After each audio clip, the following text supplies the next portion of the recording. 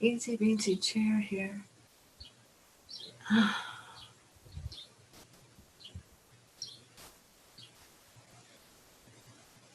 Stream is live.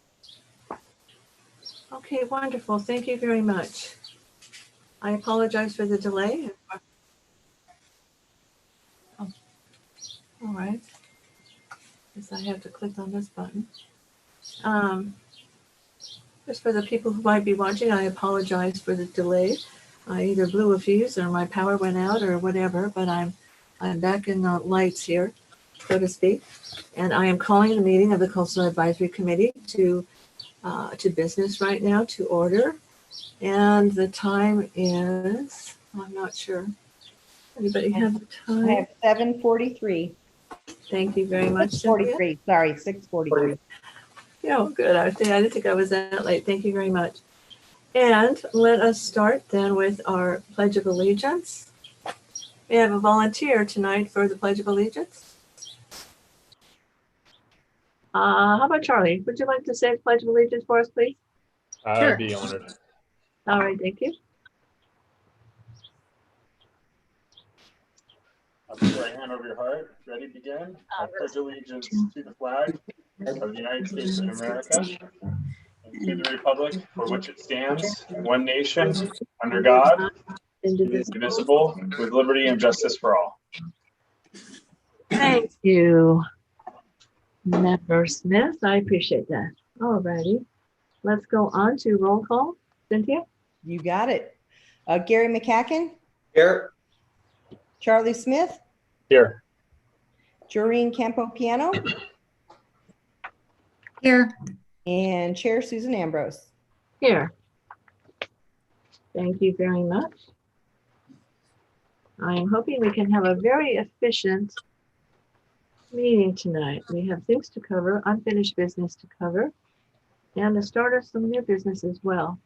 And I will appreciate all of your participation. I hope all of you went through the agenda, because there's some key elements almost in every single element. So I thank you for all your contributions in advance. Alrighty, let's start with the approval of the minutes. Are there any comments on the on the minutes here that we're looking at for March? And that would be May. I'm sorry, it says March here, am I? Approval of minutes, March 11th, 2021. May 13th, 2021. Oh, yes. Okay, so I'm looking at that. Thank you very much. Mhm. I'm sitting in a very short chair. It's a desk chair. Uh-oh, I missed you. Oh, we have this again. I have a comment on the dog beach discussion. Yeah, Yeah, so I was reading through that and saw that the comment about several CAC members expressed optimism that dogs would be allowed access to a less popular beach area and or restricted seasons and days, hours at some point in the future. So I thought, I remember Charlie had said something that alluded to also having sand on the beaches and having appropriate width for the dogs would be something that we would be really looking for. And I think that's important because that ties into a lot of our sand loss and erosion issues we have in San Clemente. So I wanted to see that reflected in the minutes. And I know that when it said several CAC members, I know myself because I'm a dog owner and I do enjoy taking my dog to the beach. And I couldn't remember who else also expressed their support, so that because it said several. So I wasn't sure. I think I was in that camp, Joreen. Okay. and well, I think that is the point here that it wasn't several. I mean, considering we're only four, two's really not several in any language. I would. Well, maybe we could put it that Campo-Piano and Smith, because I think Gary was against a dog beach altogether. And Susan, you are too. And I think Charlie and I were more open to it with specific conditions. So if it helps to put our names in, we could do that. Or we No, could just. excuse me, I was against it, and still am against it just because of the timing right now, because of all the things that we have with bacteria accruals in our beaches right now, and the fact that the authority is now here, and so we can be fined for exceedances starting, what was that, Cynthia, May 4th or April 4th? I think that we should not have any other items that would contribute to any kind of bacteria than what we are already having right now. So that otherwise, I'm a former dog owner myself, but I would entertain that at a future date. But as of today, I would be against it. So, but back to your question, you could put, if you wanted to, Campo Piano and Smith, if that's okay with everybody. I don't even know that we need that comment in there. The most important part of that is that we agreed to support the Beaches, Parks and Recreation Commission's recommendation to leave things as it is. And we could indicate why, because of the state of our improvement of exceedances right now on our beaches. Would that be agreeable to you, or do you want your names in there? If you think that's important, I would agree, but I don't know that we need that. I'll second what Jorene's saying. I actually like what she's saying because I think it, I think the overarching gist of what we have written here in the minutes is correct with Jorene's suggested addition of the mention of sand replenishment. I like the fact that Yes. we're expressing our concern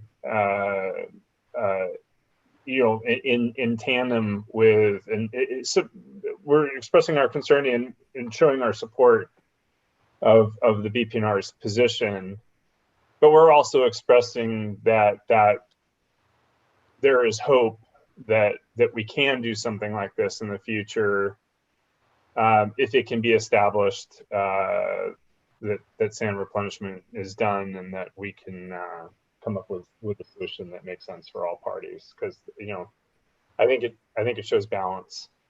I think that's a good thing. Okay. Jorene, would you repeat what you said, please, then? So I think probably then the most important thing is not really the names, but just adding in a sentence about that, several CAC members express optimism. The dogs would be allowed access to a beach with, I don't know, Charlie, can you think of some language that? To a less popular beach area that has adequate sand width. We could maybe just to a beach that's deemed appropriate. Oh, that's a good cover language.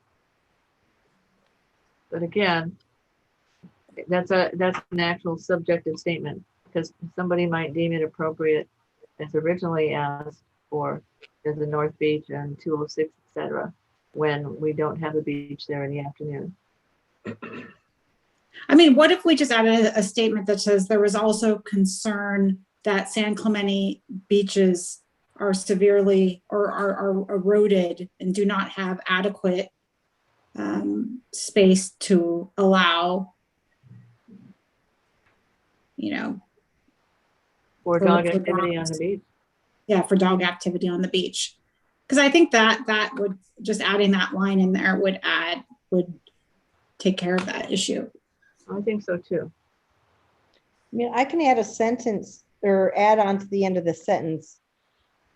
Be allowed access to a less popular beach area and or restricted season stays hours at some point in the future, and would be more supportive if the beaches were wider.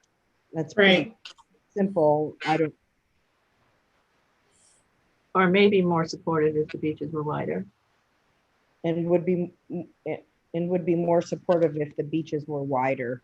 And I said, and I suggested, and may be more supportive if the beaches were wider. Oh God, and may be more supportive. I like that, but it's up to the members there. Yeah, I think that's good. Are we that, taking Cynthia. out the word, are we taking out the word several? We could say a few, or no, we're including your names. Campopiano, members Campopiano and Smith express optimism that dogs would be allowed, etc. Is that agreed? I think that's fine. I'm okay with that too. Okay, Charlie, you agreed with that? Okay. All in favor? Well, Aye. oh, is that Aye. it on the minutes? Or, No, I'm just doing that. Just correction. that addition. oh, okay. And Doreen? Aye. And I'm an aye too. Okay. I have a question on that, on the dog business also. It was moved by Chair Ambrose, seconded by the committee member Smith, and unanimously carried. I didn't think that we had all these ors in here. My recommendation did not include ors. My motion was to communicate to City Council the CAC's support of the Beaches, Parks and Recreation Commission's recommendation that the City Council uphold current rules and regulations surrounding dog access to San Clemente beaches. And yes, that is true. Where did I find that word? Oh, I'm sorry, I'm reading the wrong paragraph. It's the paragraph right above that, where you have committee members agreed to request that staff forward their support of the commission's recommendation to City Council with communications via Chair Ambrose testimony at the meeting or discussion with Chair Strager, inclusion in the staff report / recommendation forward to City Council, and or via the CAC's meeting minutes. I just made the motion to communicate to City Council. I don't recall agreeing to talk to Chairman Strager or not. I did not make that recommendation. I just made the recommendation that we forward the message, our vote, to the City Council. So if you could end it at that, I would appreciate it. Okay, where do you want to end that? Where do you want to end the paragraph? I don't even know if we need that second paragraph because it's pretty clear in the third paragraph. I think that covers it right there. But I think it's important to have that second paragraph that the CAC members approved Chair Ambrose to speak to City Council. That's always a key thing, Okay, well then we can close it after that language then, please. And delete or discussion with Chair Strager, etc. Okay. Thank you. Welcome. Are we all in agreement to that change? Gary? Yes. Charlie? Doreen? Yeah. And me? Okay. Cynthia, you got that? Yes. Thank you very much. All righty. I was looking at, is there anything else on these minutes on the next page? I have a couple of questions about the Pure Bird. So, Okay. So I thought during the meeting we had kind of gone through Stephanie's concerns and sort of point by point responded to some of those, and I'm not going to remember exactly every single one of them, but I remember there being, more details, I think, about questions about like how many birds have been killed, et cetera, that we kind of went over. And I didn't see that reflected in the minutes. And then also I thought we had talked about, so the third bullet said, establish that it is the Pure Netting Contract's authorization and responsibility to access the netting to free trapped birds. I don't remember that happening, or that us coming to that conclusion during the meeting. I thought we were trying to figure out whose responsibility it was to free the trapped birds and how a member of the public could potentially, come to the city of San Clemente and report an injured bird or a trapped bird. So I don't exactly remember that point in paragraph 3. Well, I This know sounds like almost like an action that we would take after the meeting that we had. Because I remember us talking about even the calls, what happens if someone calls on Sundays, and here it says, oh, they'll be addressed on Mondays, but I don't remember us talking about that in the meeting. So it just seems a little, it's not exactly my recollection. Mhm. Well, I have to agree. I don't remember us coming to that decision. I remember us asking, I remember the recommendation, the question and the recommendation that how do we get somebody to be responsible and accountable? Who do you call and those kinds of questions? I didn't think that we had conclusions at that time. May you have written these after you found the answers and then inserted them in these minutes? I'm just wondering because I don't think we were there at that time when we were asking all these questions. And Jermaine is correct. We did have a lot more comments and suggestions to get back to Stephanie Aguilar. Well, Stephanie Aguilar's questions were answered in the agenda packet. So they were all addressed within the agenda packet for that particular agenda item. So we don't repeat in meeting minutes, we don't repeat everything that is said or mentioned, especially if it's already provided in the agenda packet. In regards to the third bullet, established, the beginning says that establish that is the pier netting contractor's authorization and responsibility to access the netting to free trap birds. I can change that sentence because actually I think it's established that is the pier, that the pier netting contractor is authorized to access the netting to free trap birds. It's not their authorization, but they are authorized to access the netting to free trap birds. I can change it to that to make that reflective correctly. I guess I thought that you didn't know at the time.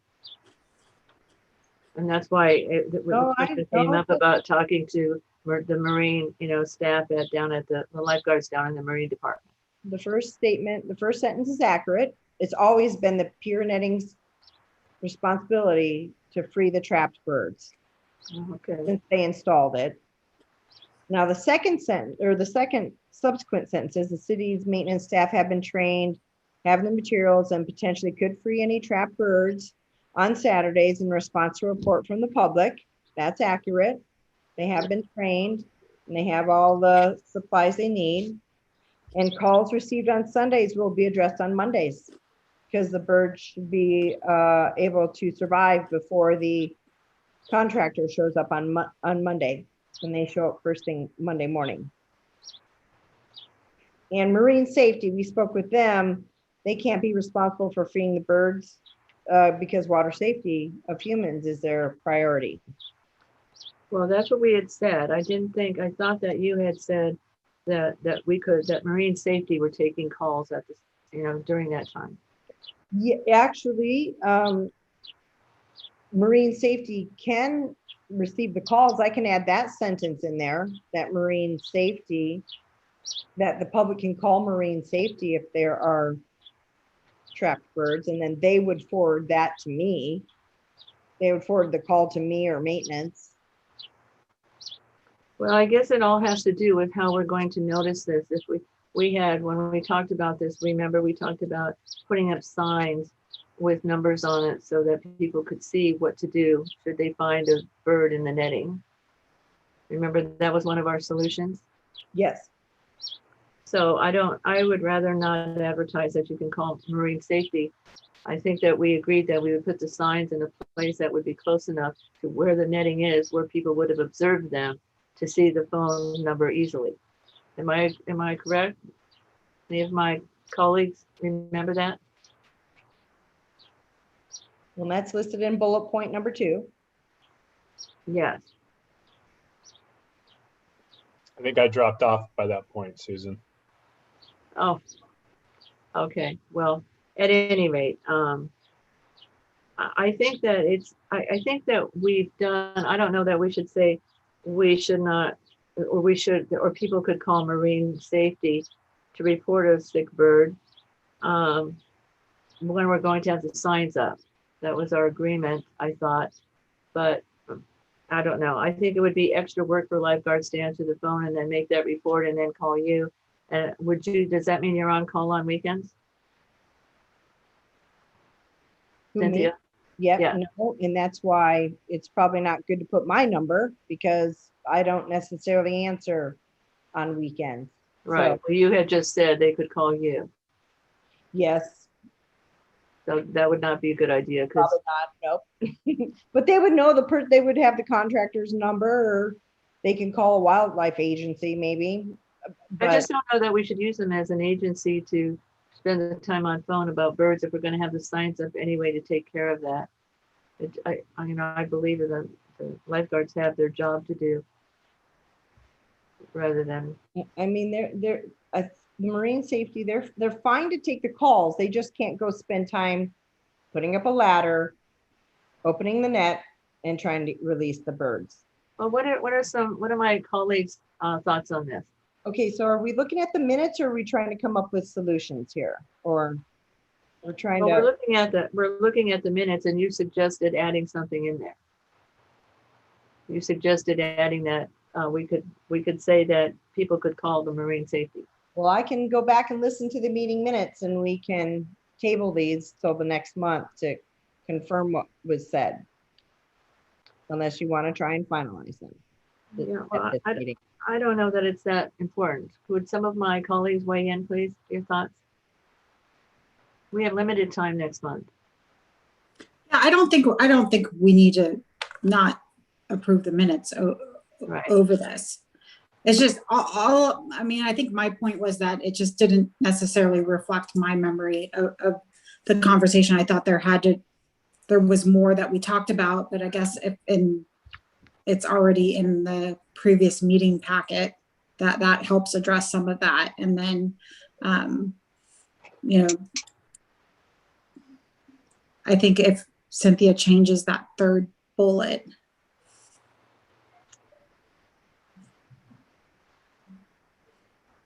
To what? Well, I think she had already made some suggested language, like establish that as the pier netting contractors, that they are authorized. Okay. And Cynthia, you were comfortable with that since that was your idea, correct? Yep, well, Okay. All yeah. right. Well, then, if we leave everything else as is, then I'd rather do that than not approve these minutes. Because I don't think, as Cynthia's right, we should not be adding more things in here. We could add them as new business for later or something. Cynthia with the parliamentarian, is Eileen on board here? no, Okay. Well, what do you know about the parliamentary procedure on that? Do we have to, if we wanted to add something about the phone calls, we can't insert it here because we didn't discuss it as that possibility then, did we? I thought we said, no, they weren't taking the call because they were being lifeguards. Their lifeguard position was not allowing that. I think we're taking a little too much time on this. Right. I move that we approve the minutes as, with the two amendments. If we want to talk more about the pier netting, we can put it on a future agenda or like next meeting.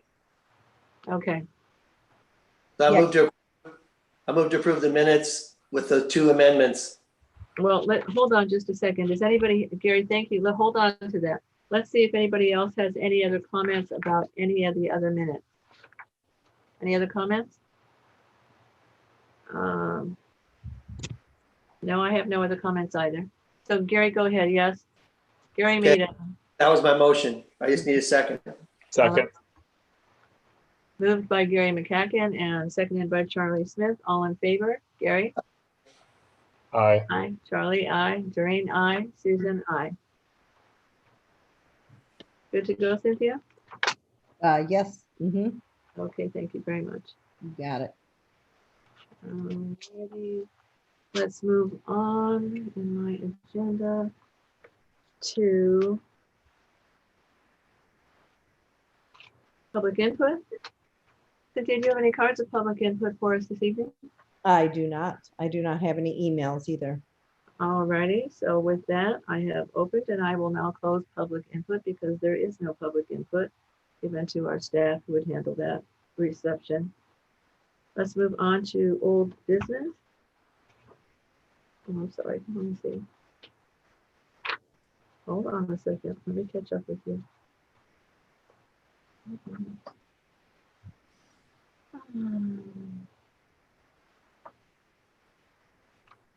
Bear with me. The bottle refill station report, please. Yeah, so the memo in there provides information on the estimate that was received from a contractor to install a bottle refill station. And I met the contractor on site at T Street Bathroom. We did discuss a couple of different options, and because I know on the pier, they have like a aluminum smaller type station. But he was recommending this one just because of the materials that it's made out of, as well. It's probably a little bit more vandal resistant. I don't want to say vandal proof, but vandal resistant. So the one that's shown in your memo is the one that he recommended. And it is one of the ones that we shared with the Coastal Advisory Committee in prior meetings. And so he offered he could purchase and install, and the estimate is $8,550. And then City Maintenance Division estimates it will cost about $1,000 annually to maintain the station. Yes, and then I responded to your information to me about this by asking him, because you told me, and in your memo to me, or in a report that you prepared, was that you didn't think it was important to have refrigeration. Oh, did we lose you? Sorry, Eileen is trying to log in, so I was going to send her. So I don't know that I said that. I personally don't think you need refrigeration. And so I had, I'm sorry, I'm trying to communicate. Well, let me finish while you're communicating. Doreen is in. I can see your face. Doreen, I see you. No, it's Eileen. Oh, Eileen. Okay, you said Doreen. Well, at any rate, I did ask you to follow up to see what other models had refrigeration. I know the fountain on the pier does have refrigeration because they're exposed to sun all day long. And this refill station will be exposed to sun at least half the day. And it gets pretty hot down there. That's usually where I do my walking on the coastal trail, and I pass that T Street bathroom every time I'm walking. And it does get very warm early in the morning, and in summertime it'll even be warmer. And it also did not, you said it didn't have the filter either. I asked if you could ask him if he had models that had these two items. And then I look up at the purpose of the goal here in the second sentence. The goal of the project is to reduce the use of single-use plastic bottles. Well, it is, but I think you told me that there was not a counter on this one as well. And I think it would be important to have a counter so we could keep track of the bottles, or the amount of quantities or the amount of refills that we're giving. I mean, otherwise we won't have the data to support. And I'm also concerned about bacteria growing in water that gets really hot for half the day and then cools down, and then the next day the same thing happens to. I'd be concerned about bacteria in the water going through temperature changes like that. And I don't think that people, when they discover that the water is probably warm, not cold or not even cool, or not even at room temperature, they may not use the water refill station at all. So I would recommend to this group that we inquire about other, we're doing fundraising anyway, that we inquire about other models, perhaps from the same vendor, that have these features: filtering, refrigeration, and a counter. I did ask Mickey Rathburn, and she spoke to me today and said they do have the refrigerated one at the pier. And I thought she said they have a counter, and all of their estimate for the whole thing was about 10 grand, but they could not single it out because they made a donation of 50,000 to the city council to make certain corrections and solutions to problems or renovations at the pier, etc., including bathrooms and including the bottle refill station. But she said that she thought the contribution that came in towards that was about 10,000. She thought that more than covered the needs that they had there of that bottle refill station. So my sense here is to ask you to follow up with my request that I submitted, I think it was on June 30th to you, and take advantage of his invitation to give you more information on other models, and come back to us in August on this.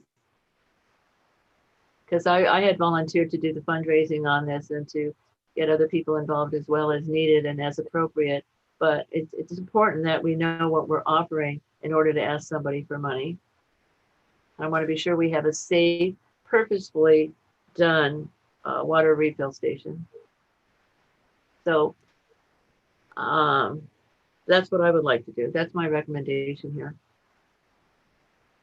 Do I have any comments from others? Any support on this, please? I completely agree with what Susan's saying. Thank you, Charlie. The others? Gary, Yeah. your thoughts? Doreen? Yeah, Susan, I agree. I think especially if there's precedent set by an existing bottle refill station at the pier that has refrigeration and filtration, and we do want this to be used. We don't want it to be something that people can't use. And so Right. I think if it's only, a couple thousand more, it would sort of behoove us to put something in that people would enjoy, and it would, enhance the coastal trail, I think, a lot more, and people that are using our beaches. So I'm in full support of what you're saying. Thank you. Gary? My only comments would be, I think that this is something with what the information that you need to find out, plus the fundraising, probably something that we need to prepare to forward to the beaches, parks and recreation. Right. As And it's we can do that when we get to that section. We'll talk about that. You're exactly right. And in terms of the fundraising, I mean, the choice of whether it's going to be fundraising or other means, like we could ask that the $8,000 that we usually use in terms of grants, a 1-year exception could be it goes towards this project. Mm-hmm. But I'm fine we need to kind of continue this item to get more information. But our next meeting, Gary, I think those are two good ideas. I've lost you. Somehow I am. Oh, I was going to say, can you hear me now? I can hear you. By our I'm next just like- meeting, Go ahead. I'm sorry. by our next meeting, we're going to need to have it all packaged to give to BPNR or the city council. Exactly. Yes. Hey, Cynthia, one quick question. And I don't know that I've heard the answer to this yet. I know that Susan's talked about it before, but in your conversations around the whole project, were you able to identify with any of the vendors that there was, and maybe I missed this and I apologize if I did, but if there is a counter mechanism on any of these, any of the water dispensers? I know the indoor, am I muted? Oh, no. No, you're good. I can hear you. Good. I know the indoor bottle refill stations like at City Hall, they actually have counters. Okay. So I don't know about the outdoor ones, so I'll research that. We can put an inline filter in the water line, just like you would like on your refrigerator, where you can have an inline filter and, you change it when you change your clocks, or more often than that. So that's easy, the filtration. The refrigeration, I have an email into maintenance to see how the water would get refrigerated, if there's enough space in the area within the building where a refrigeration unit would exist. I think it's on the outside of the building, but I'm glad you inquired. What's on the outside of the building? The refrigeration component, I think, is on the outside of the building. I thought that's what you told me the vendor told you. No, I haven't gotten any information about refrigeration. Well, you told me that you did not order refrigeration, and when you had mentioned it to him, and he said that was a separate feature that would have to be installed separately. Yeah, that I have not gotten information on how the water would be refrigerated. I might have to look at the one that's on the pier, or I'll just have to do more research on these different products to see how the water would get refrigerated. Well, I think the best answer here, response to that question, is to take him up on his invitation to ask him about it and other models that would have it already attached. Yeah, the contractor isn't going to research the models for me. I'm going to have to research the different models. Well, he's not a salesperson in marketing. No, he's no, he's just Okay. installs. I tell him what product I want and he'll say, I'll buy it and install it. Oh, okay. I thought you talked to a manufacturer's rep. Okay, all right.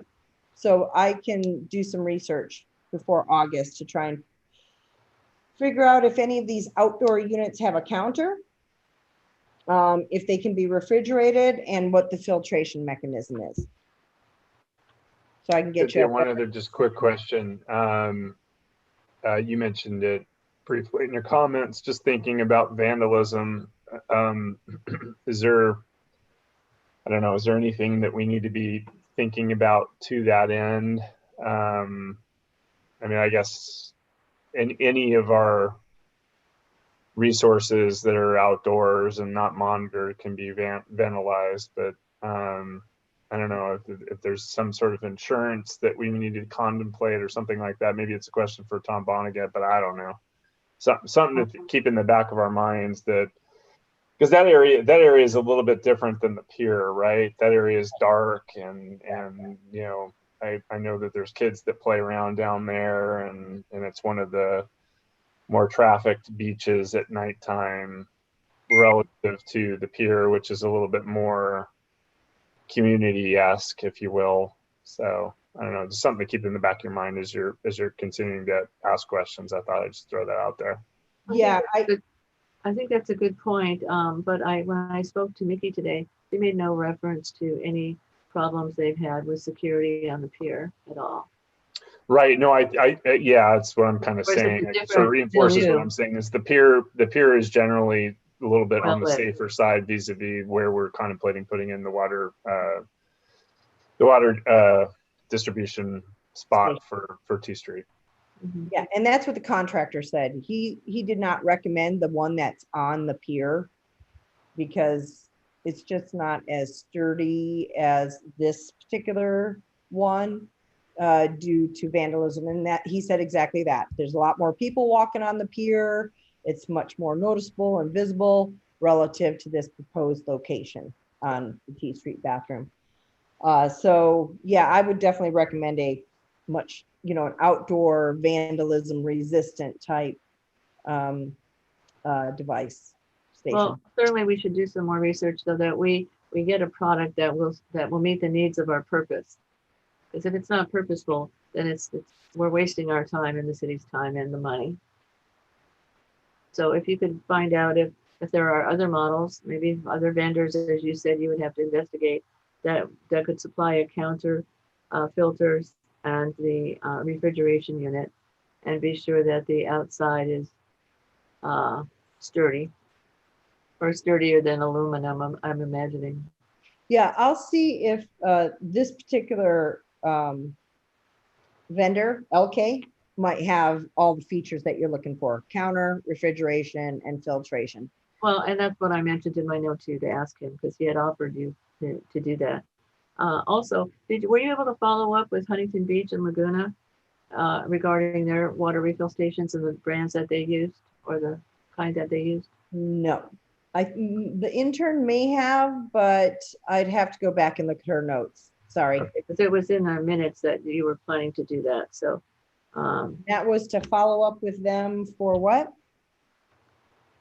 somewhere in here, you mentioned talking to Laguna and Huntington Beach about maybe that was about dogs, but I thought it was about water refill stations as well.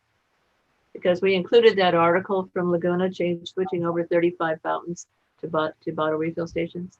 Yeah, it says here, check with staff in Mission Viejo and Laguna Beach for advice, information regarding the funding and installation of water bottle stations.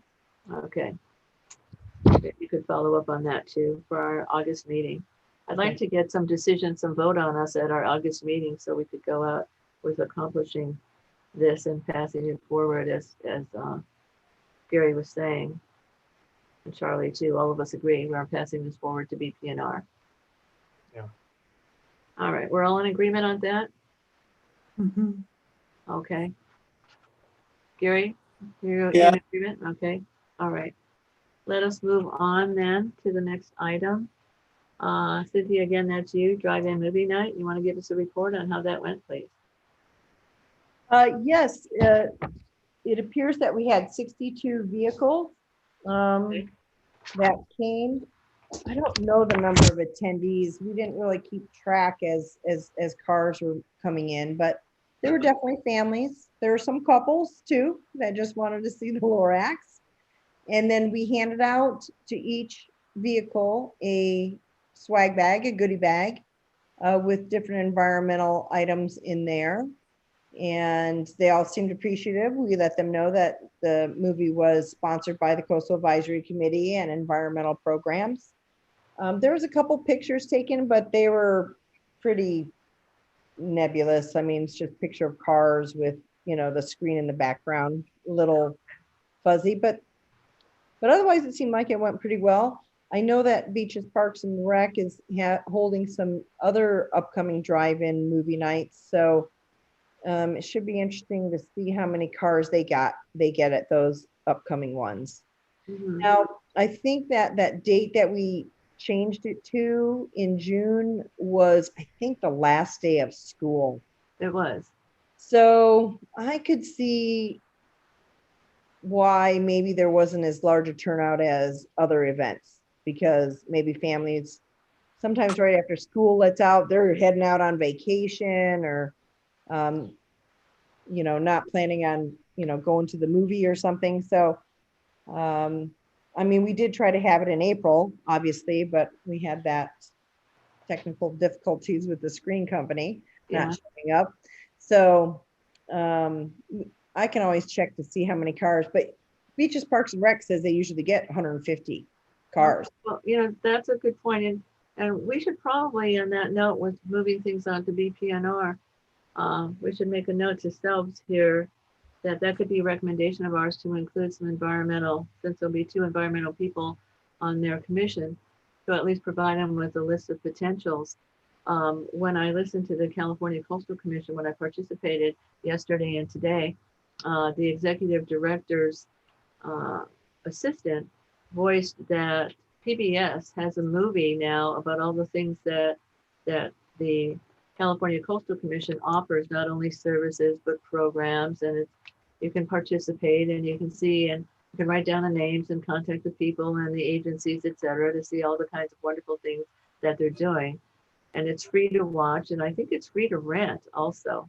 So it would be a good way for community service groups, you know, to find out what's happening in California, especially if they're, you know, if the state will assist you in putting some of these together. So I wanted to pass that on to you. We might want to add that on our recommendations to BPNR to pursue one of our goals of the environmental movies. That's just a suggestion for our item number 7 or 9, is it? Anyway, any other questions on the drive-in movie night?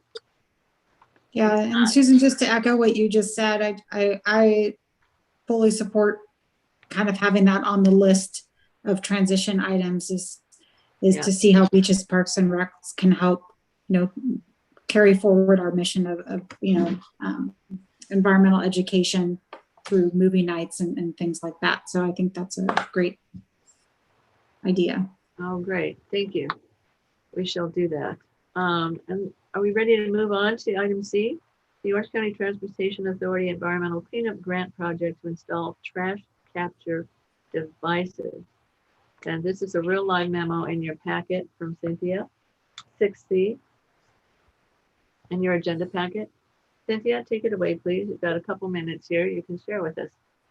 Okay, so I trust that you folks read the memo, but we did get the city did get awarded a grant in 2020 to install 100 to retrofit 100 storm drain vaults with trash capture devices. Now, the State Water Resource Control Board adopted a resolution that requires cities to install these devices that drain high priority land use areas, which include industrial, commercial, and high density residential. Hold on. And so, sorry, trying to get Eileen into this meeting. Anyway, so we have to capture trash down to 5 millimeters in size, which is the size of a cigarette butt. And we did award, City Council did award the contract to G2 Construction to install the devices, and they're getting ready to move forward with that construction. First, prior to that, we're going to have our utilities crews video record the storm drain lines, because they do record the storm drain lines like about every 5 years. They make it all the way around the city. Mhm.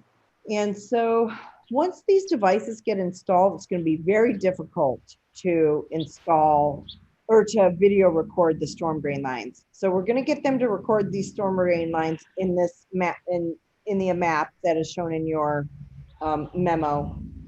And then from there, they'll install these, and it'll just be a little bit more challenging to video record those storm drain lines in the future. Now, this is a newer area of the city, as you can see in the map. Pretty confident that storm drains are probably in good condition, but we'll make sure to get that done. So they'll probably start construction in August for the devices. And the devices are two types. I think I included the specs. Yes, I did. One is called a connector pipe screen. That wraps around the outlet of the catch basin vault, like water pours in, and then the water has to leave the vault. And that's where the trash capture device, that's inside the vault, that will capture down to 5 millimeters in size. But then also on the face of the catch basin that you see, like the curb face, there are automatic retractable screens. They catch larger debris. They don't get down to 5 millimeters in size, but they'll catch like leaf litter and cups and that type of thing before it falls into the vault. And then the street sweepers can pick that up when they're street sweeping the streets. Oh, So- okay. That was going to be my question. How do you retrieve the trash that it's collecting? On the outside, yes. Okay. And then I will have to get a contractor in place to inspect and clean each of these vaults that are retrofitted on a more frequent basis. Right now, our utilities crews clean the vaults, inspect and clean once a year.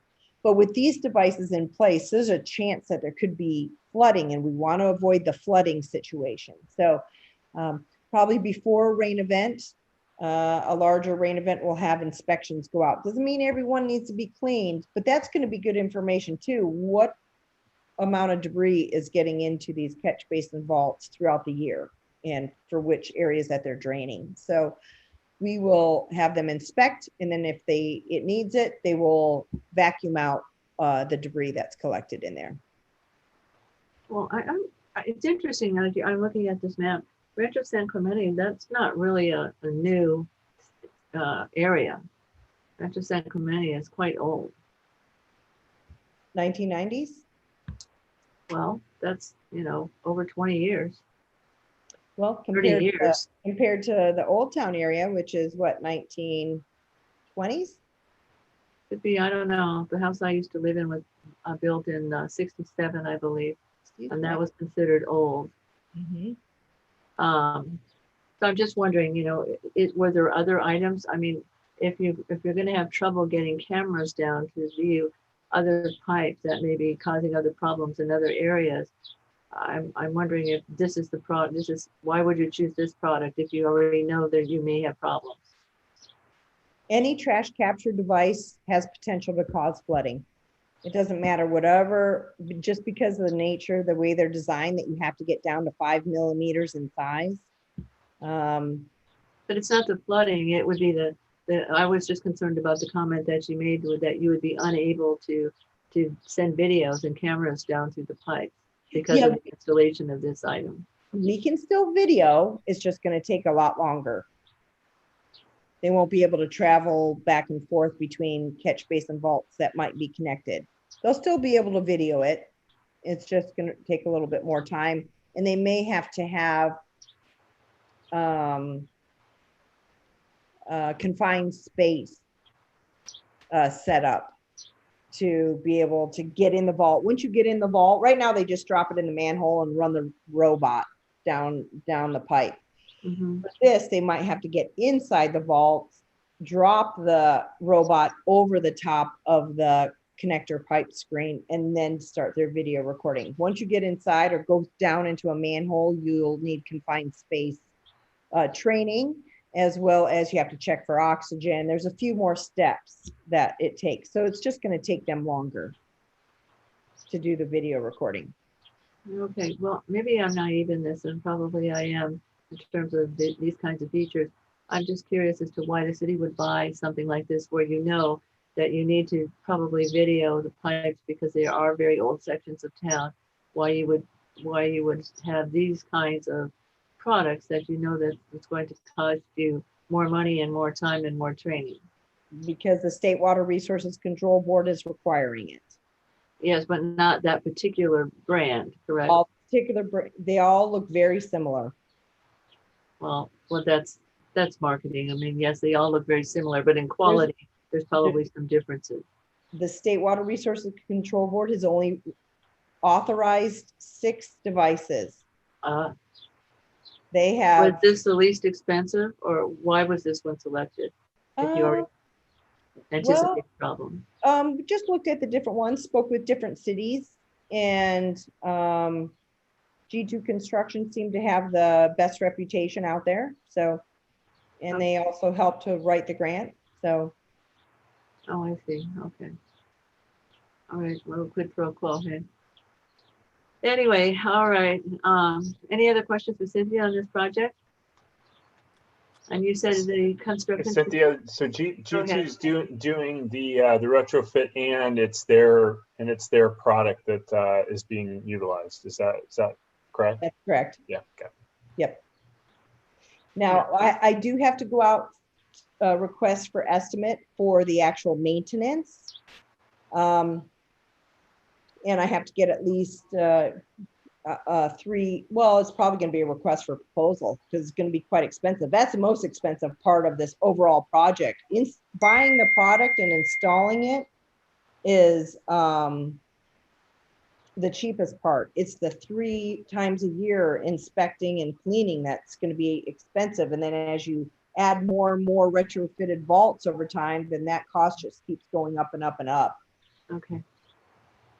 All right. Is there other cities that have this already, Cynthia, that are already using the G2 stuff? Yeah. Yes. Okay. Mm-hmm. So we can probably learn some stuff from them, right? Yeah, and I found out that a lot of the other cities don't video their storm drains on the frequency that city of San Clemente does. So we're actually very proactive in regarding the video recording. Other cities pretty much only video record if there seems to be a problem.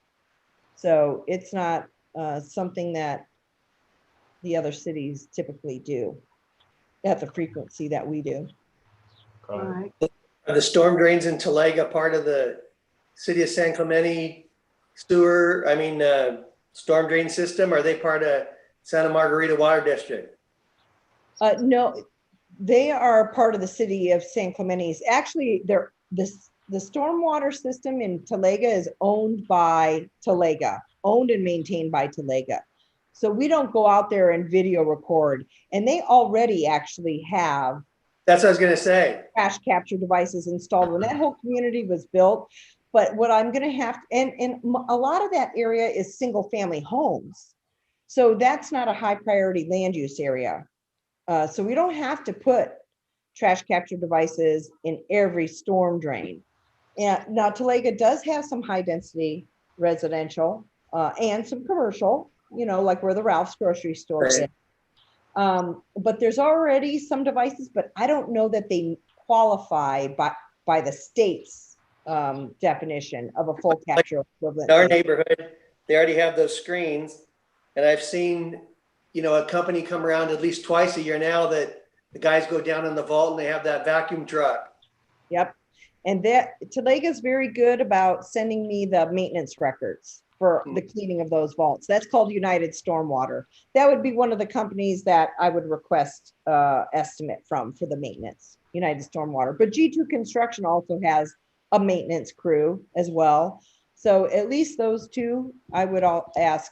Well, I would do a request for proposal, and then somebody can submit their proposal. Cynthia, I just have one other quick question. What was the rationale for choosing the business park area as the first kind of go around here? I just kind of wonder, like, I'm thinking in the back of my mind, like, I know my little neighborhood, right? And the kids run around and they have lollipops and,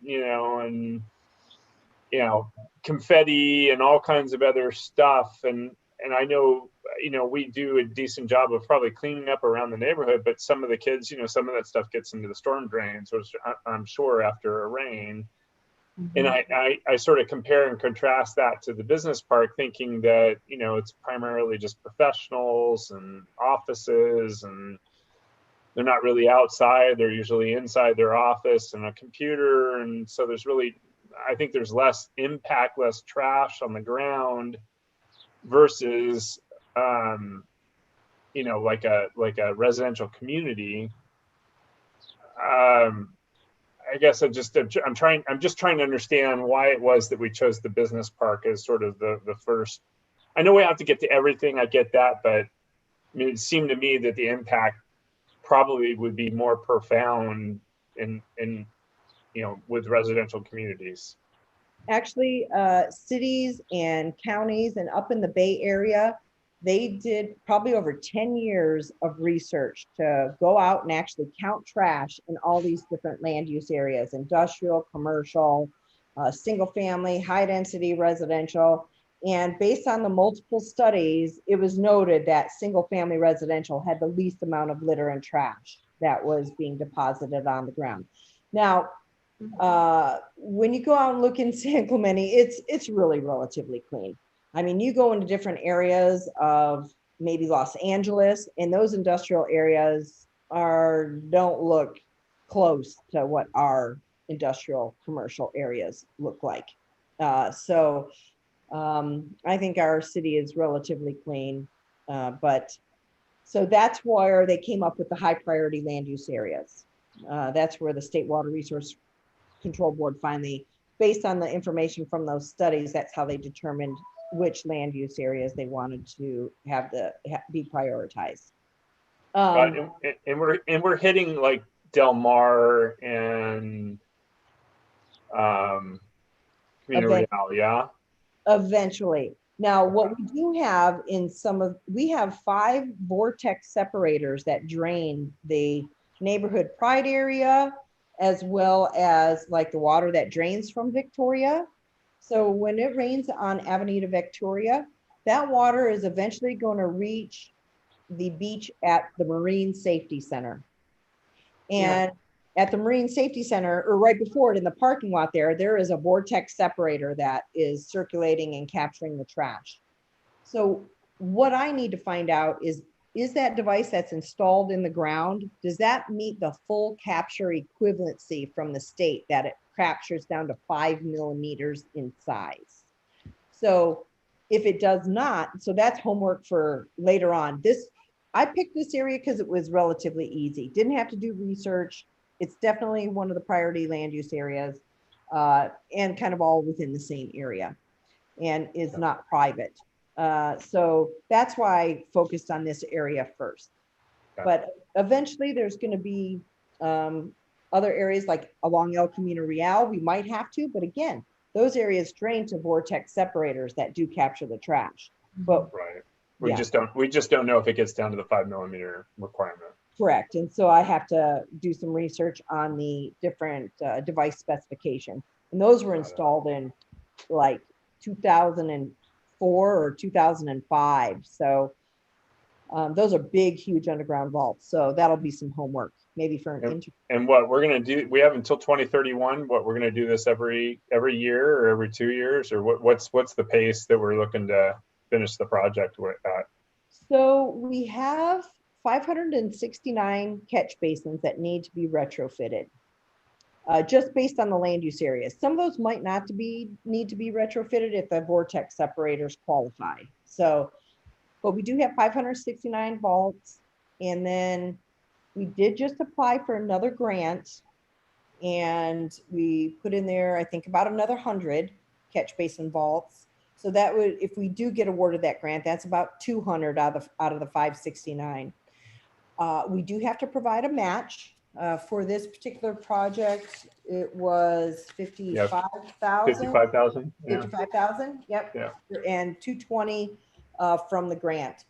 Yeah. So with the Clean Ocean fee not bringing in any revenue due to it lapsing, we are going to wait to see where the Clean Ocean fee falls. But we do have this cost to retrofit and maintain these devices within the overall budget and program for the Clean Ocean program, so that when the consultant goes to establish the rates, that the cost to purchase and install and maintain these trash capture devices is incorporated into that overall rate. That's great. You're saying you included in the Clean Ocean budget already, forecast. Yeah, the forecasted ones. Yes, correct.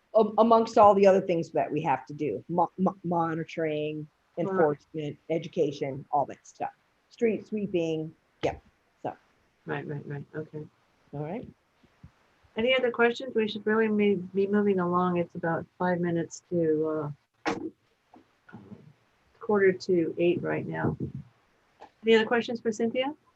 Then we will wrap this up. I do have one note. Usually when there's grant programs for all kinds of things that affect water, Coastal Advisory Committee has been, asked, their points of view before the grant is even written. Do you have comments or things like that? Do you have anything to add, etc.? So had that happened, we probably would have asked you all these questions ahead of time. I don't know why or when that changed, but it used to be where those kinds of grants would come to Coastal Advisory Committee for discussion, since we are an oversight committee. I just thought I'd point that out to you and my members. I thought I brought it before the Coastal Advisory Committee last year, maybe to inform you that it was getting submitted, but I'd have to go back and look. No, I think that I'm getting blocked out of Zoom here, but at least you can hear me. I know that we talked about the little bell. What did you call the first part of this? Let me see.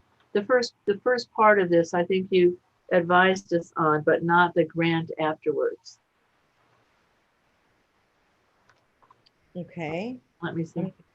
I'm not sure what you're asking. Sorry. That's okay. It was the first part of your discussion in this memo.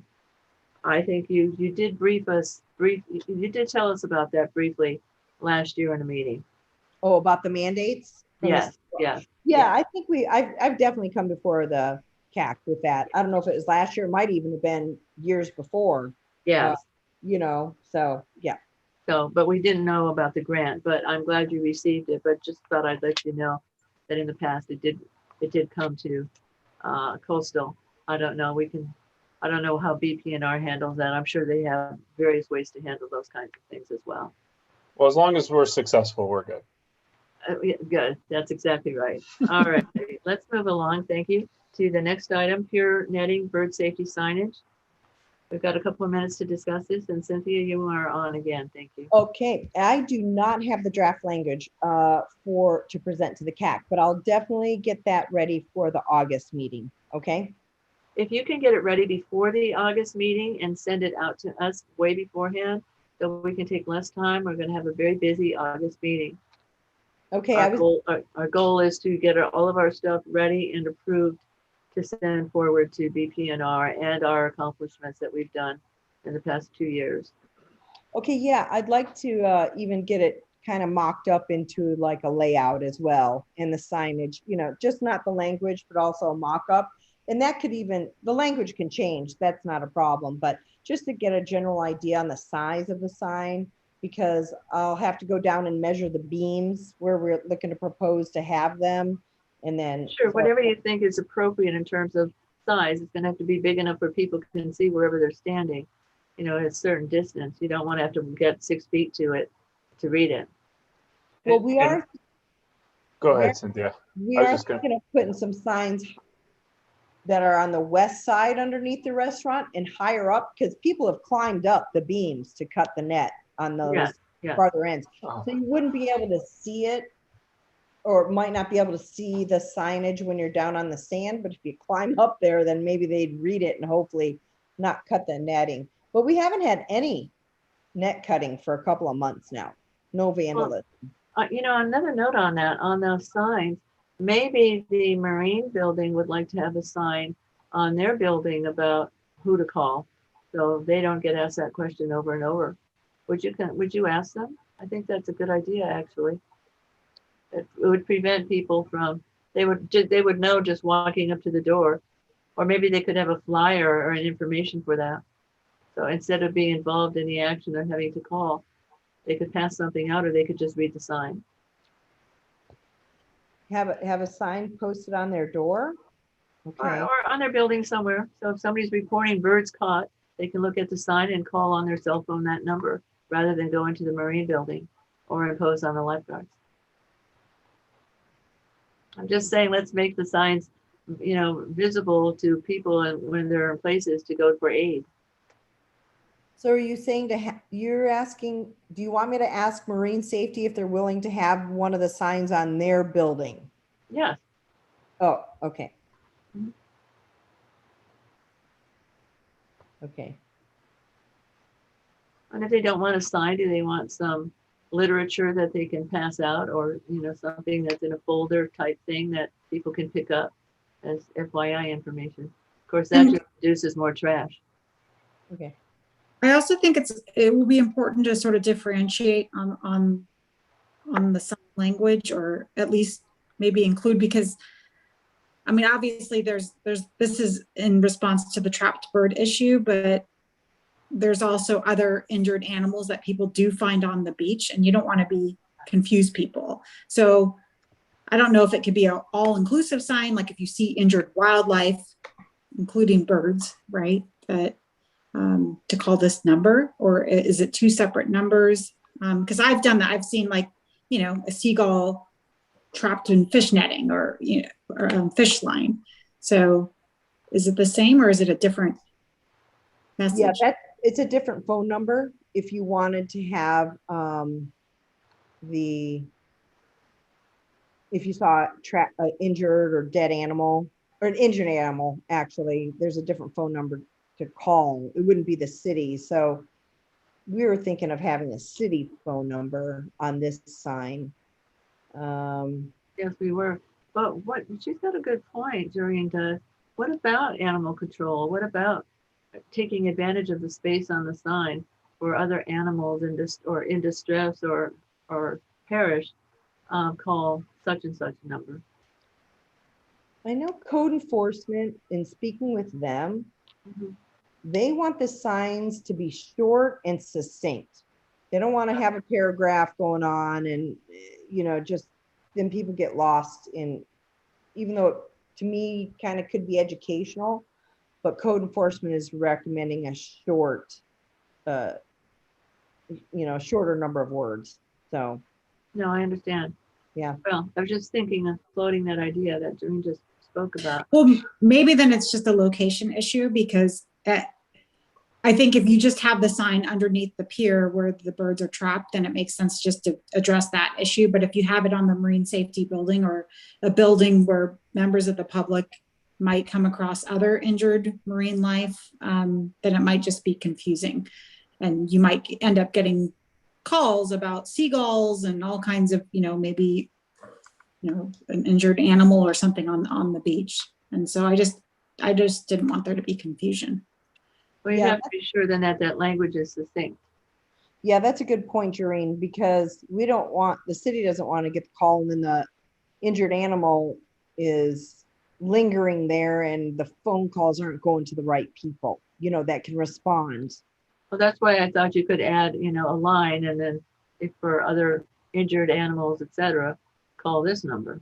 Yeah, and that's where people get confused. They just see a phone number, and the first phone number they see, they're going to call. They don't necessarily read all the information on the sign, unfortunately.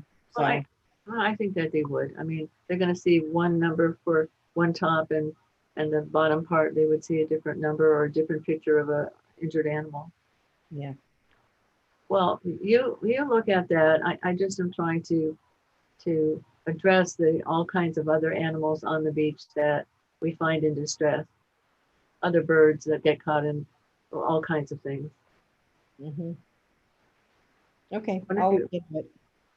Okay. Well, maybe you could ask Dave about that and see what he thinks about that idea about adding another number or maybe even a different sign. I don't know that would fall under maybe it would fall under maintenance or something. I'll talk to code and I'll talk to marine safety. I mean, there's already the phone number. If you see a dead or injured bird, you can call marine safety and then they call out the wildlife agencies. The wildlife agency. Yeah. Okay. All right. Not dead. There's, I think, a different number for dead. So anyway. I think it is too. All Yeah. right. So you'll get something to us a couple weeks before the next meeting then? I don't know. I can't 100% confirm a couple of weeks ahead, but I'll do my best. Yes, do your best to get us to it early so we can devote more time to our real business on that meeting, even though this is real business. All right, any other questions before we leave this? All right, thank you. Let's move on to new business, the environmental sustainability grant proposal. Hope all of you had a chance to read the grant. Let me leaf over to this. 7A.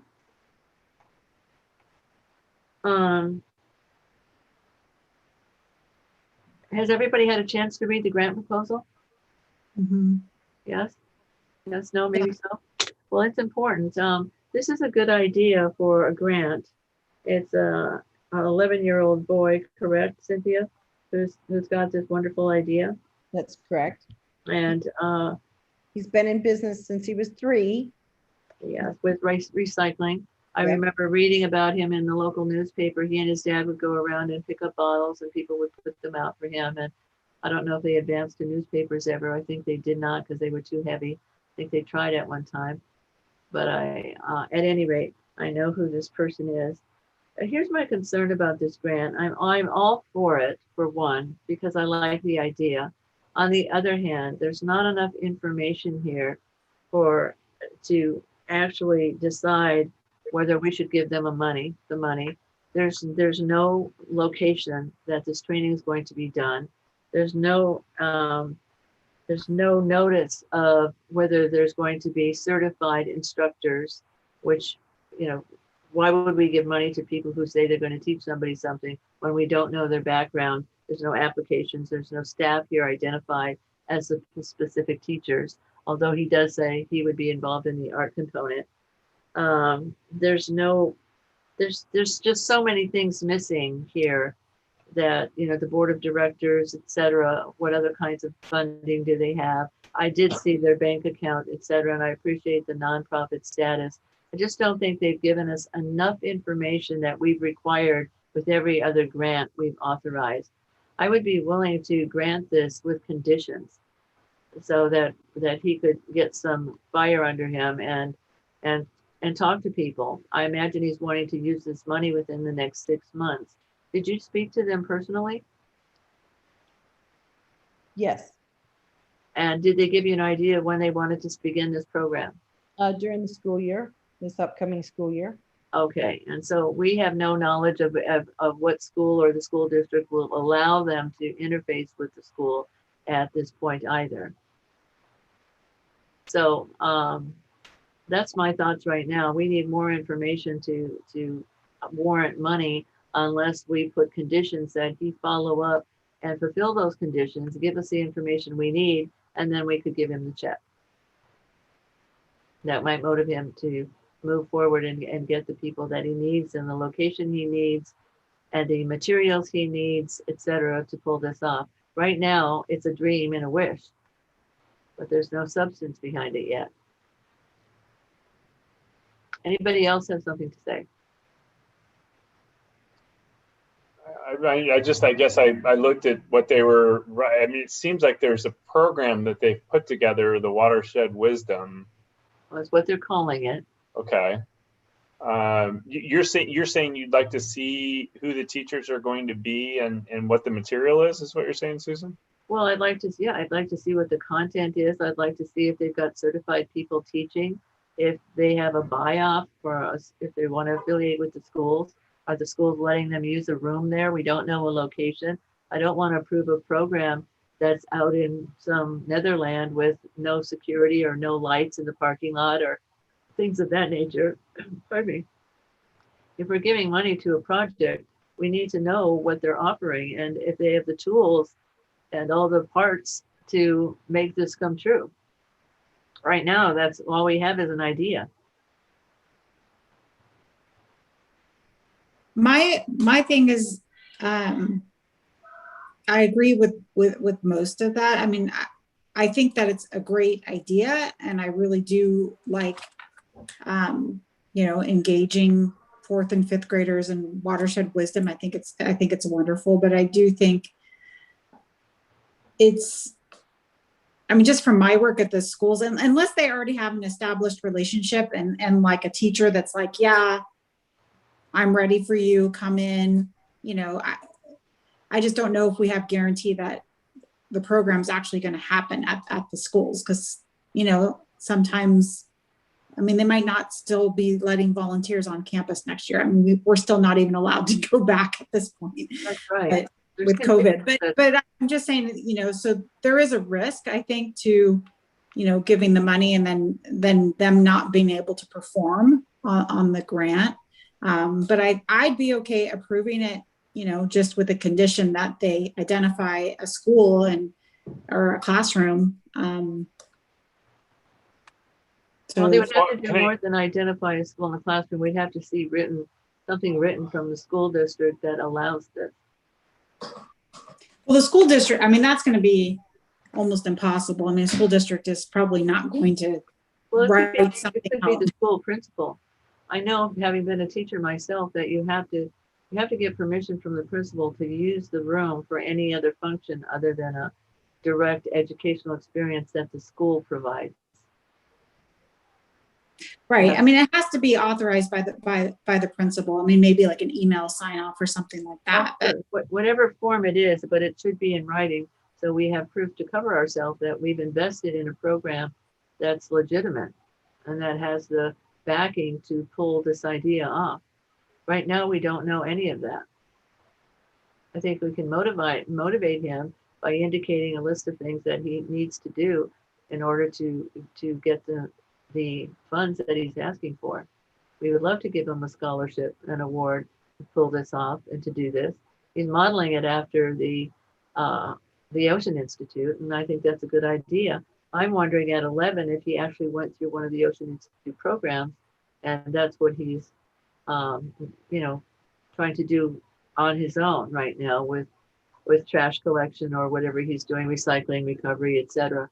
But again, there's not enough information here for us to grant him a full award without him showing substantive evidence that he has it, and then we could give him the money. We could approve this with conditions. That would be my recommendation. Otherwise, I would not want to face the city council and them say, why did you give this person this money? Where are they going to have it? Who's teaching the class? How do you know if they're, it's a secure environment, etc.? We don't know any of that. Well, And never before have we ever approved a grant with this little information, never. I hear you. I wonder if another proposal might be that, to them, back to Project 3R would be something similar to more of like an earn out in a business context. And what I mean by that is this. So you could say, hey, you know what? We need more information in order to consider approving the grant. Or you could say, you've got $4,700 in your bank account.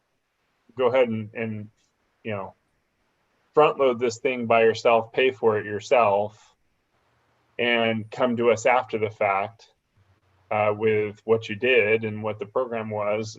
And if we feel that it's appropriate, we'll approve the grant. I like both of those ideas, Charlie. Yeah, we need to give them some options to make some wiser decisions. They can't. It would be not responsible of us to just hand over the money when we don't know that this is even going to materialize. They've not done enough homework to make it materialize right now. Hold on, Cynthia. Any other CAC members have a comment? Gary? No, Okay. No, you don't have a comment or no vote? no, I do not have a comment. All right, thank you. And Jareen, I've heard you. Do you have any other things you'd like to add to what you're saying? Would you approve condition? Yeah, like I said, I'm more concerned about them securing just access and authorization to the school. That's kind of my primary concern. I'm not as concerned about, the teacher, credentials, just because I think them being a nonprofit and the purpose of their nonprofit, is the 3 R's. And so I would think that would be enough to put together a small program for 4th and 5th graders. So I feel like I trust that, but I would just like to see, some buy-in from the school on it.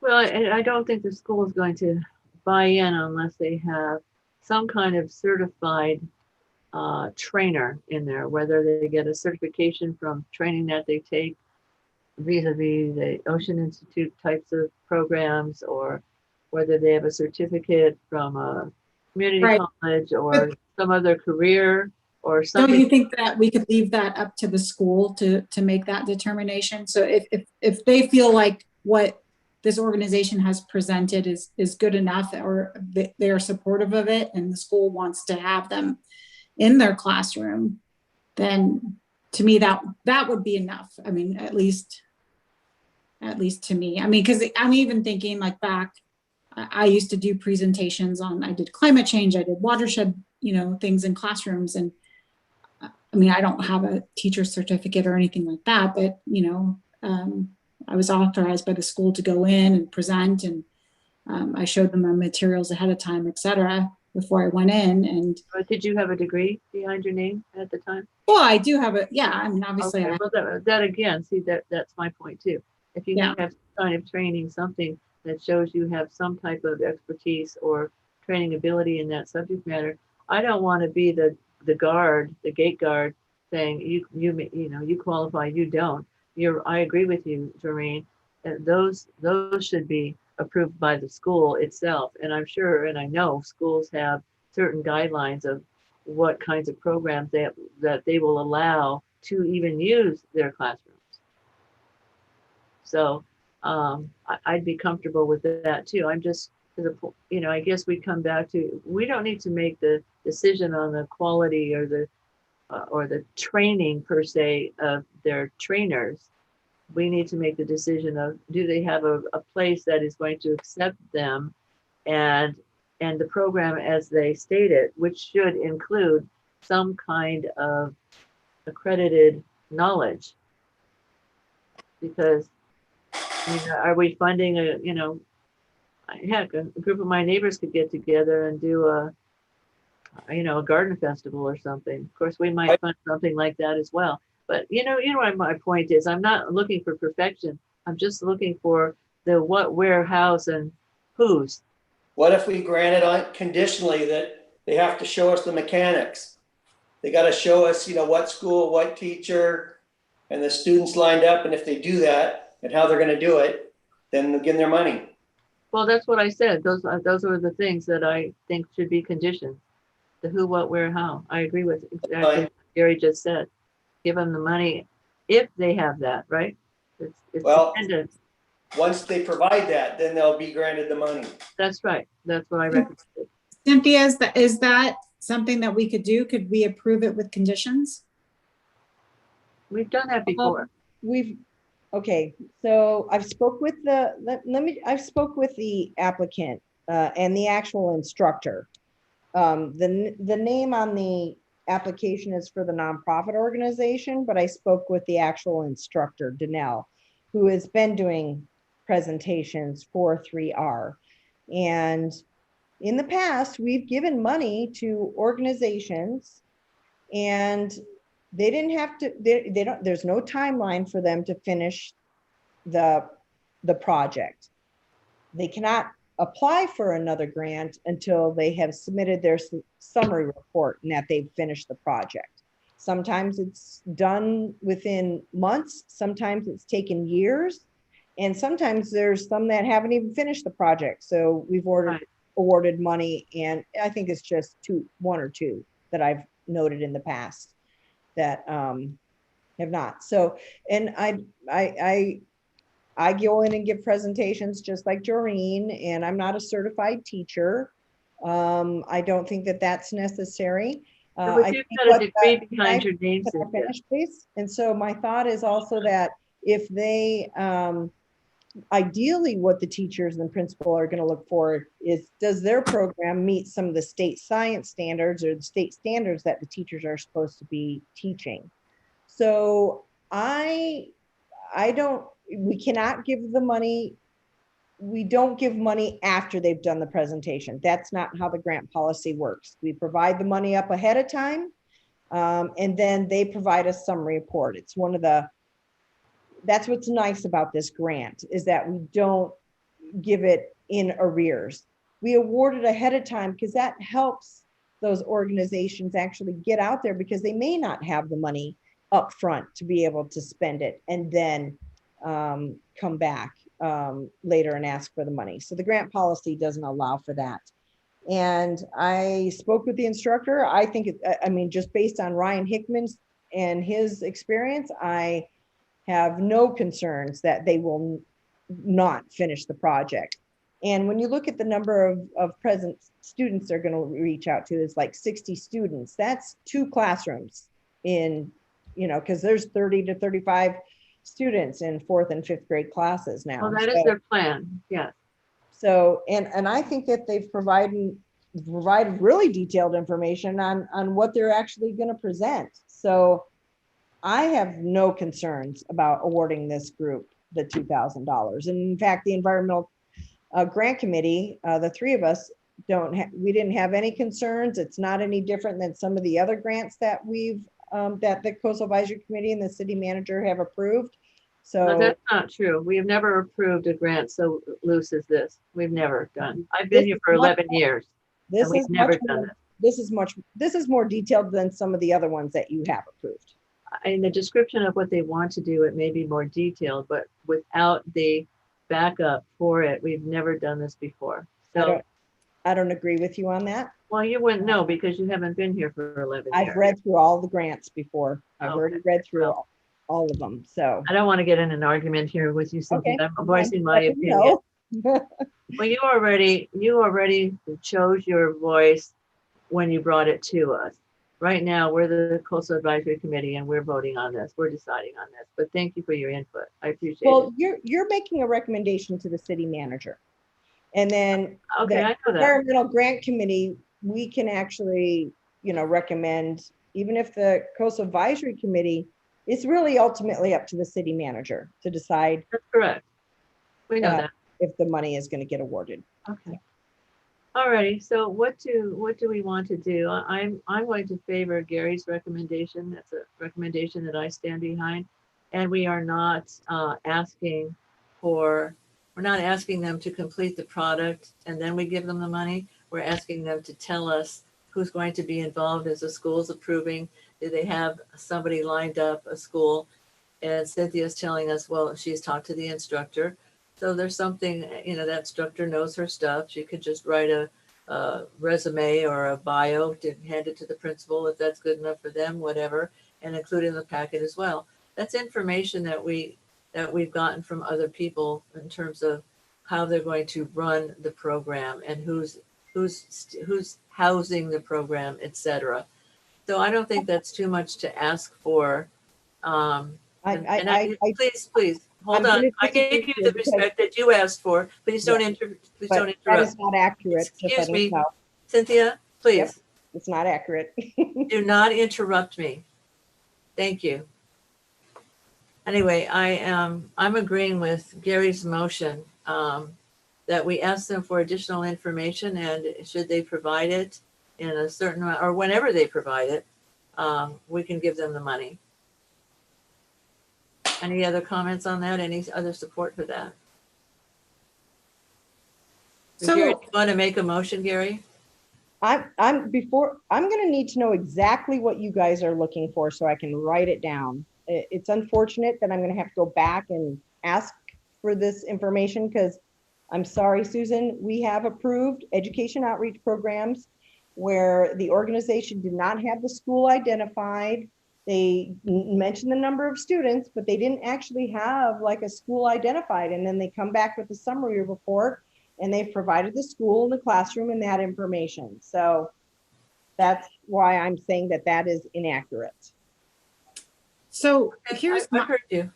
my thought on this is that, I mean, it sounds like, Cynthia, you have more, you probably have more information and comfort level because you've talked to them and there was, you know, things expressed to you. So you feel confident in them as an organization and the teacher. And I think that's great. And I like, to me, if we have that and we also have the city manager who's also willing to sign off on this from like a fiscal point of view. I mean, it is only $2,000. So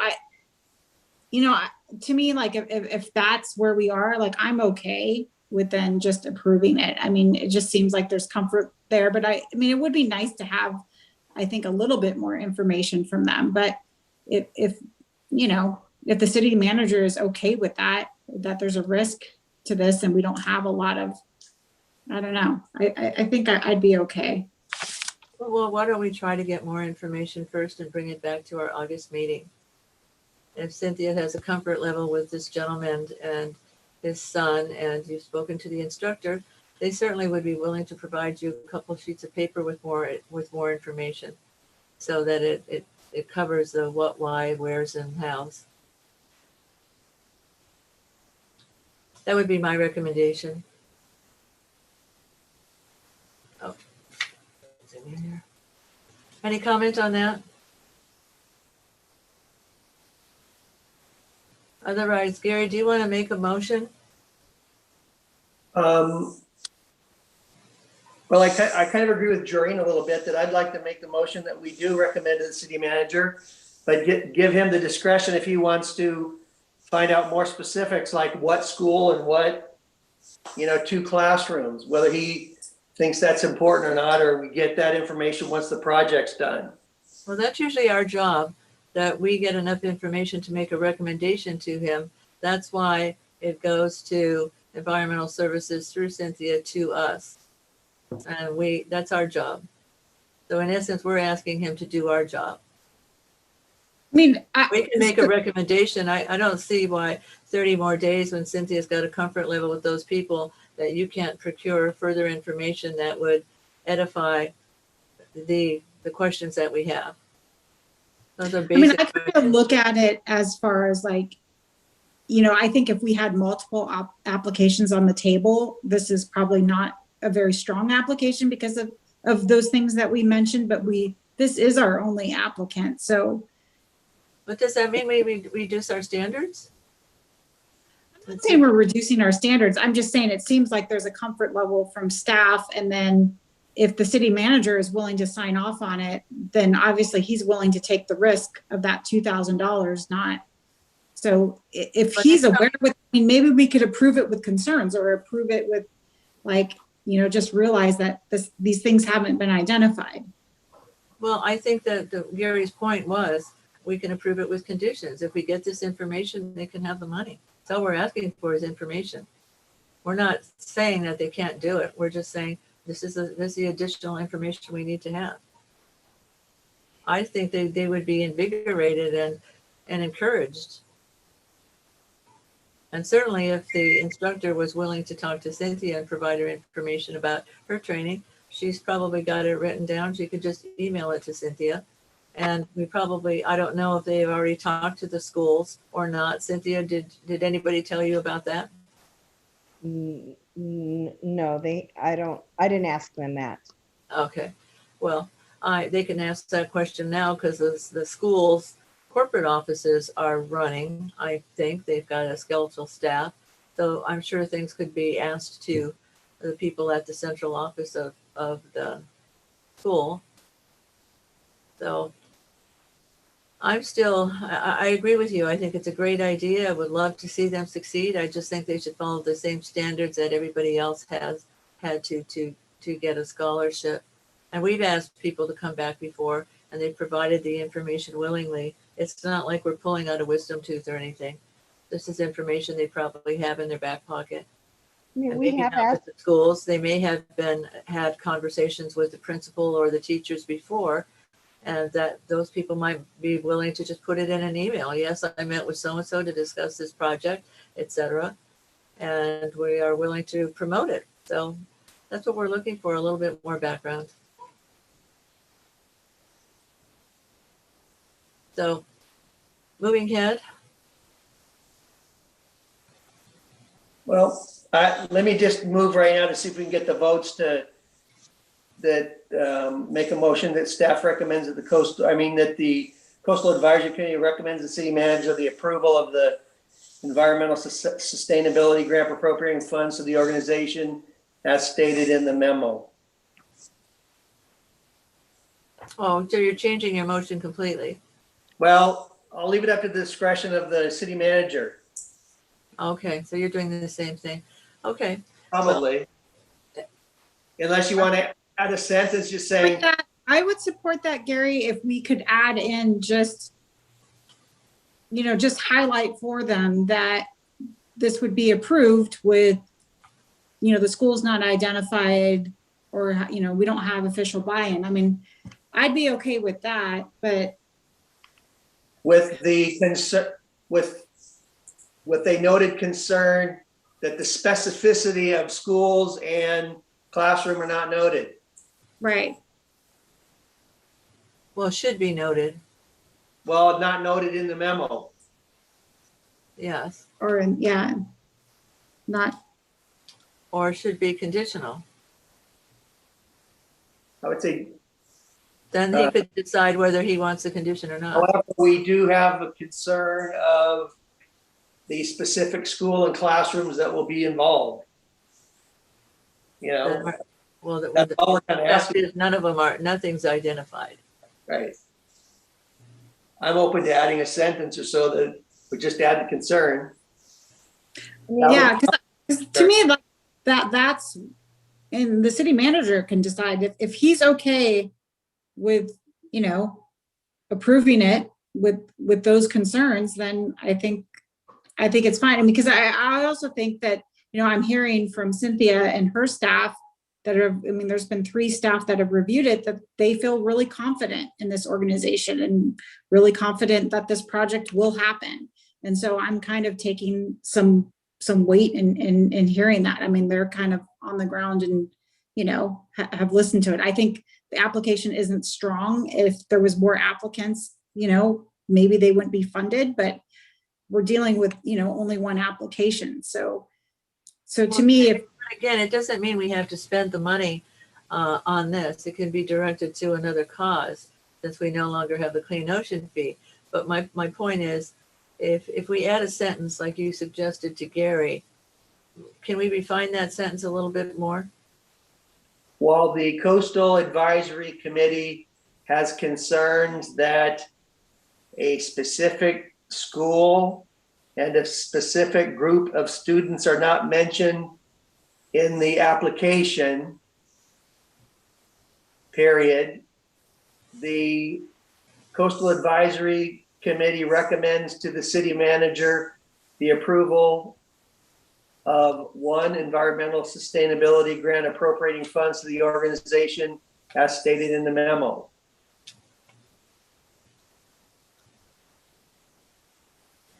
In other words, I'm telling them we don't know the class or the students. Like we yeah, don't he's school gonna name. say, well, then why are you giving them the money if you don't know? Because if that's not a concern to him, give him the money. Yeah, again, demand- we're charged with making a recommendation that has legs. Cynthia, I see your hand. You have something to share. Is that the only thing that you're looking for, is just the specific school and the classrooms? Because I don't know what other information you have, because I can ask her, I can contact her and say, ask if they've contacted any schools. Well, She that's what did that's what I've asked you to She do. did mention that that would be part of the $2,000 is her outreach to the schools to identify, to secure a class, a support of a principal in the classrooms. So that's just part of their outreach. I really don't think that they're going to have a problem getting 2 to 4 classrooms to participate out of all the elementary schools in this city. It's not been a problem in the past with other presentations. So, in the I'm not group, concerned about them getting the students either, Cynthia. I'm then what is concerned the about information protocol. you want? What is the information that you want? I still am not clear on what additional information you'd want besides a letter or something from the school and students. I'm not sure. Well, I guess you've not been listening. I've been very clear with what we're looking for. The Right. who's, the what's, the where's, You need to be and more the how's. specific. Here's That's the pretty what. clear. And the where is in San Clemente schools, but it sounds like it's the who, the actual schools. No, it's not just the San Clemente schools. Which school has signed on? Which school is going to go with this project? Have they approached that yet? Have they looked? And that would be part of the woman's tasks to do the outreach, contact the schools. Well, then they should say so. And what schools are they going to approach? And do they know, does the principals, is it, what are their contacts? What connections have they made with the schools already? That would be helpful to know.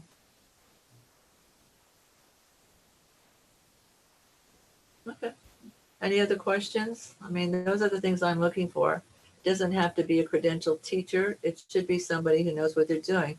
They have some kind of AA degree or some kind of certificate or something that shows that they know what they're doing. And I'm sure it sounds like they have people. This woman who's doing trainings has something after her name. Maybe they've been 12 years or 10 years or 5 years experience. The fact is she's got the training to do the job. We don't know any of that by what we're looking at now. So if we use Gary's motion, I would like to be specific with some of those comments, not just the school, but who's going to be involved. What kind of people are they looking for? Are they looking for instructors or trainers? Do they have them on staff already? Yeah, the woman I spoke with she would be the instructor. Her name is Danelle. Okay, well, we need that. That's what I'm saying. Okay with what That's not in Gary, their report. I'm okay with what Gary had said. Basically, approve it just with the noted concern that there was lack of specificity in their application regarding details on the school. And I'm okay. And if that's also a part, because now it sounds like part of their application includes, this outreach to schools to identify. But we don't know that. Um, Cynthia's just telling us that right now. No, I know that, but that's what I'm saying is that this application was not, well put together, and it lacks specificity. So I think I'm still okay approving it with the, with the concern that it does lack specificity.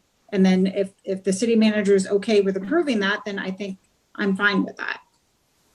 Well, what if we asked for that clarification and they provided it and we made a decision then on this in August?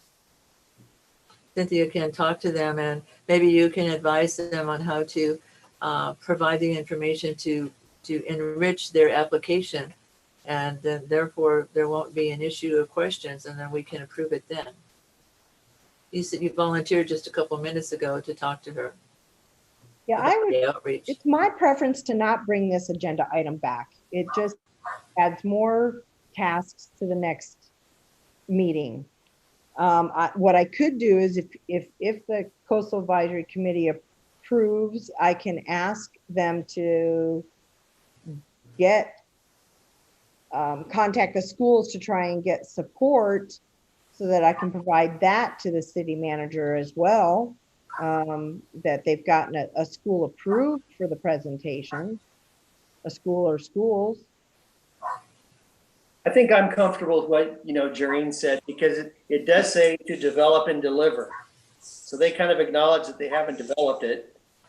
And I think we don't have a lot of time to do it. And I think they've done projects before. So even though we Have have they done projects before, Gary? Does it say that? well, I think this 11-year-old has been doing it since he was 3. Well, they've gone around and collected trash.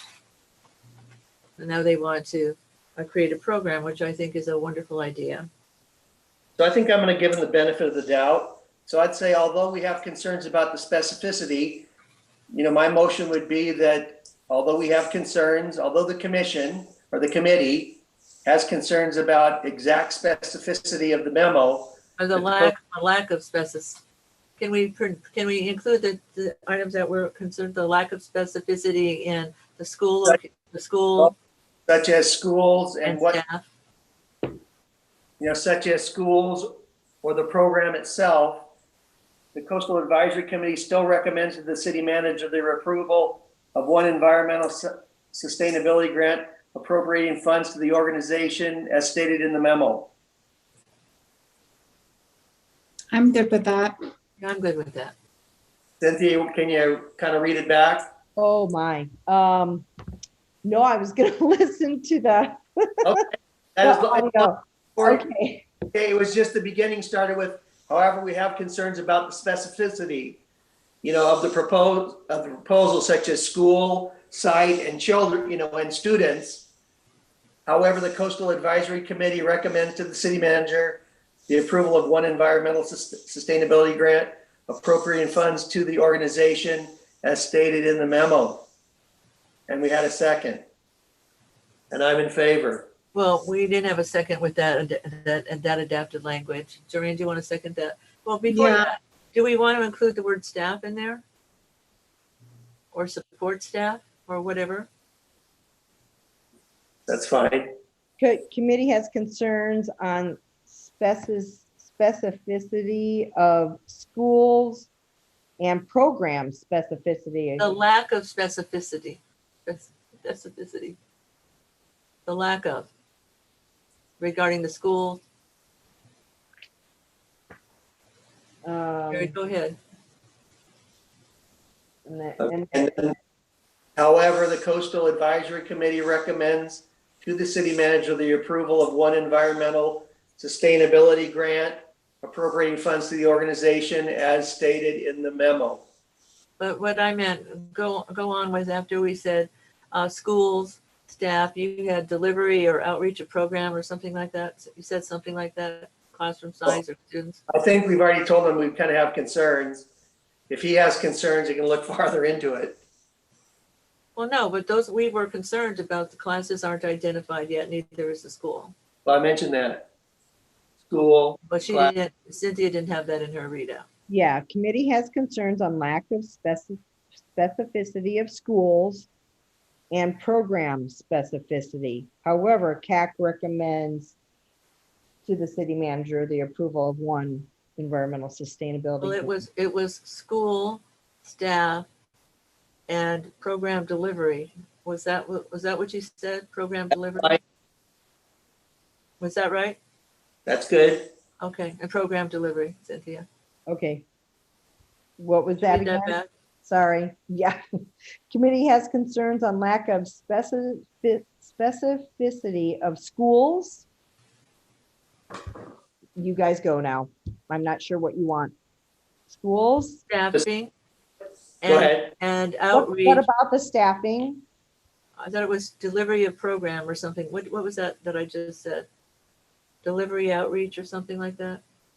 Method of delivery? Delivery of program? I don't know. What did you say the first time? School, staff, and program delivery. There you go. So while the committee has concerns about the specificity, About the lack of. school, the staff, and the program, what'd you say, deliverability? Of school Delivery. staffing and program delivery. Right. However, the However, Coastal Advisory Committee recommends the city manager the approval of one environmental sustainability grant appropriating funds to the organization as stated in the memo. That's exactly how it reads in the agenda. the second half. Doreen, would you like to second that? Second. All in favor? I, Doreen? Aye. Aye. Charlie's an aye, I'm an aye. Unanimous, 4-0. Thank you very much. All righty, let us move along.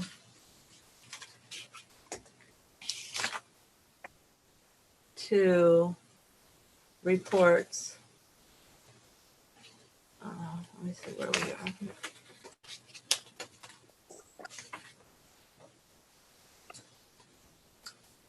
Oh, I'm sorry. We're going to the Heal the Bay Beach report card. Cynthia, again, that's you. You've got a memo. We Yeah. are past 8:30. Eileen, are you with us? Yeah, she's here. Oh, Okay. your mic Yes, is- I am. Yes, I am here. Hello, everyone. Hi, Eileen. How are you? Good, thanks. How are you? Fine. Eileen, I've got a question here. We're past our 2-hour limit here, and we've got a couple things, probably a good 40 minutes, maybe less. We can make it less, maybe a half hour more of things to discuss. We can either continue them to the next meeting, or can we vote to go longer? Eileen, are we allowed to do that? I am unaware that you had a 2-hour hard stop. I didn't know So that we I'm had a not- hard stop either. Usually we go and I ask for a vote when we get too close to the. Yeah, so I am not sure how to proceed about that. I think Cynthia would know better. Yeah, the committee, Coastal Advisory Committee does not have a time limit. That doesn't go into effect until the September committees are set. Oh, I just noticed on the committee when it was announced on the website, it said 2 hours. Well, we always have it. The time frame is usually 2 hours. It's always on the calendar for 2 hours. Well, it used to be 3 hours, and now it was 2. But Right. anyway, if it's, why don't we go around the table? Can we agree right now it is 8:36. We can get through Heal the Bay. I don't know that I have the, we need to talk about the annual work plan accomplishments. We could probably continue the bacterial and environmental programs update if we need to. The CAC reports, I could give the legislative report. I could actually, I have already provided it to Cynthia, the legislative report, correct, Cynthia? Well, I found it on the Coastal Commission website. Yes, well, I had it to send to you, and we looked over what you had, and it was the same as what I had. that I obtained yesterday too Yes. at the meeting.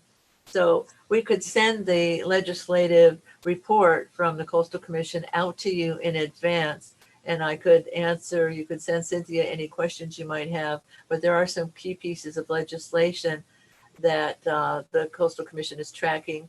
5 or 6 of them.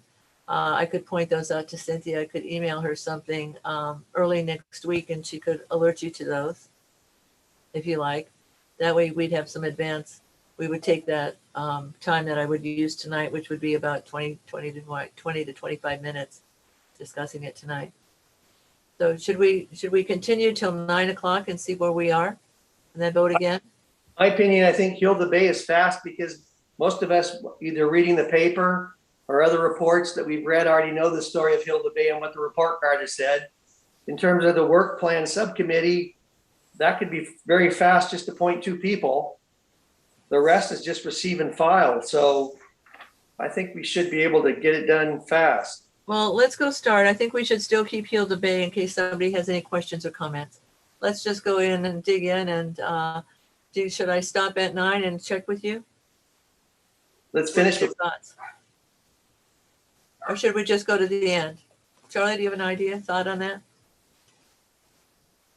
Shall I check with everybody at 9? yeah. Oh, it's fine. I agree with Gary. I mean, we should be able to get through this stuff fairly quickly. All right, let's give it a good old college try. All right, let's go. Hilda Bay, Cynthia. So the memo in the packet gives you information on the San Clemente beaches and the grades that they received. We received, let me see, the pier received a C grade, I believe. Wait, let me double check. Yes, Yes, they did. received a C grade, and Pochi received a D grade. So we should anticipate seeing some better grades, especially at the pier, because we have not had an exceedance at the pier since December of 2020. So far, it appears that the netting in the understory of the pier is helping to prevent the birds from roosting, thus their fecal matter is not being deposited on the beach constantly. Okay. The birds are able to roost toward the end of the pier, so they do have other areas out there that they can roost. So Pochi will just be the next challenge. That'll be the last beach segment that the city will have to work on to try and meet water quality objectives there. And we have a project started already in Pochi, according to Dave Riebenstar. We have a study being done, not a project. We have a study to try and identify the bacteria sources Yes, in conjunction with the county. right, okay. Yeah. And when will that come to fruition on Pochi? That project is supposed to end at the end of this year. Okay. And the study? Do you mean the study will be done by the end of this year or the whole Yes, project? I'm sorry, the study. Yep, in Okay. Pochi. Mhm. So I just like a couple of comments on the memo. Yes, please, Doreen. Yeah, so to me, when I read it, and then I looked at the Hilda Bay report, to me, I feel like the memo would benefit if it actually had like a table on there with all of San Clemente's beaches and the grades, because we mentioned that Pochi received a D and a C, and the San Clemente Pier received a C. And there's nowhere in the memo that talks about those grades. It just said that they got improved grades, which is true, and that's great. But I think we also need to be aware that, these are still problem areas and we still need to keep our attention focused on those 2 beaches. And so I feel like that is important to maybe put in the memo. And then the second thing, and it's just something to think about in the future, is that when reading through the Hilda Bay report, I noted that the beaches on the honor roll, they have to be sampled during wet weather. And I noticed that there's not one beach on San Clemente that is being sampled during wet weather. So we can't actually get any of our beaches ever on the honor roll. And I looked and saw that Newport and Dana Point and a number of other cities are doing wet weather monitoring. And Newport actually got a ton of beaches on the honor roll because of that. So sort of maybe looking into the future of Clemente being able to do some wet weather monitoring so we can get a lot of our great beaches on the honor roll and be recognized for that. I think that's a great idea. Completely agree with Doreen. That was I my totally do thought as too. well. Yeah. And Doheny and the state beaches are doing wet monitoring. So in fact, Doheny had great grades except for one, which was down by the link to Capo. So, and that's understandable with all the damage that they had down there. But I think that's a great recommendation. Cynthia, who can you take that to? Or we can take that to directly to the city council. No, the county does wet weather monitoring if it's safe. Some of the beaches though, during wet weather, usually it's stormy and safety is a priority. So when the samplers are going out there, if there's water crashing on the riprap at the sampling location, let's give an example like El Portal, they're not going to sample that location. So there is wet weather sampling that is occurring. Okay. Well, it's not being then reported through On the our Heal the monthly Bay. reports. Yeah, through the Heal of the Bay process. It shows, if you look at our beaches, I think it's on page 54 of their report. Yeah. It's blank. It's For under us. Orange County. The only ones in Orange for San Clemente are the state beaches that show wet weather. And some of those just might be safe, but I can double check with the county on which beaches they're sampling, you know, for wet weather. But usually the reason they don't sample is because of the safety. Okay, I guess our question is, if they're not sampling right now for wet weather, could you please ask them to sample for wet weather? Or do we need to take this request to the city council, or just can we leave it with you to take care of? It's on their schedule to sample during wet weather. Oh, If there is a safety protocol, then they're not going to collect a sample. okay. So Okay. Well, there might be then some sort of disconnect because, like I said, it's not showing up. Like if Cynthia, if you go to, let's see, I think, yeah, page 53, all of our beaches for wet weather it's just left blank. And there's a lot of our beaches like San Clemente at El Portal Storm Drain and San Clemente North Beach at Avenida Pico that received A+ for the first two columns. And if we had gotten an A on the last, that beach would have been on the honor roll. okay. So something happened if Yeah, those beaches are being monitored. So Yeah. in that example, so I can double check, but yeah, because El Portal during a storm, water may be crashing on the riprap. So I'll find out why they're not doing wet weather. Yeah, because I mean, Newport Beach is finding a way. I mean, every single one of their beaches is being monitored during wet weather. So if you look up Newport Bay, they all have it. So it's just something I noted and I thought we could look into. So I think that's a great observation. Newport Bay is inland. It's not on the shoreline, right? So you don't have a bunch of riprap that's probably crashing on, you know, where Okay. it could be a safety concern, but I can look into it. Yeah, would you please, could you get back to us on that for our August meeting, if not before, please? You got it. Thank you very much. And then, any other questions about the Heal the Bay report card? All righty, thank you very much. The California Annual Work Plan Accomplishments and Beaches, Parks and Recreation Transition Recommendation.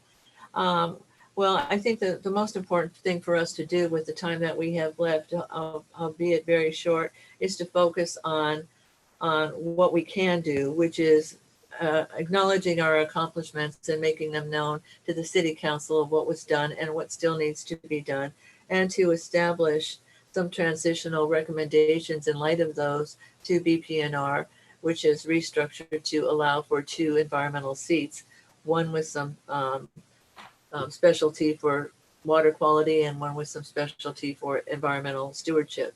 So I am looking for a subcommittee member to help me with this. And I do want to be candid about this. I did ask Jareen, since she's the vice chair, and all of you know she's very detail oriented and astute, if she would consider doing that. And she did accept. But if one of you would also like to tune in, you can feel free. I just want this to be a very streamlined kind of thing. Usually Cynthia will help me do this and has done a great job putting these things together with me.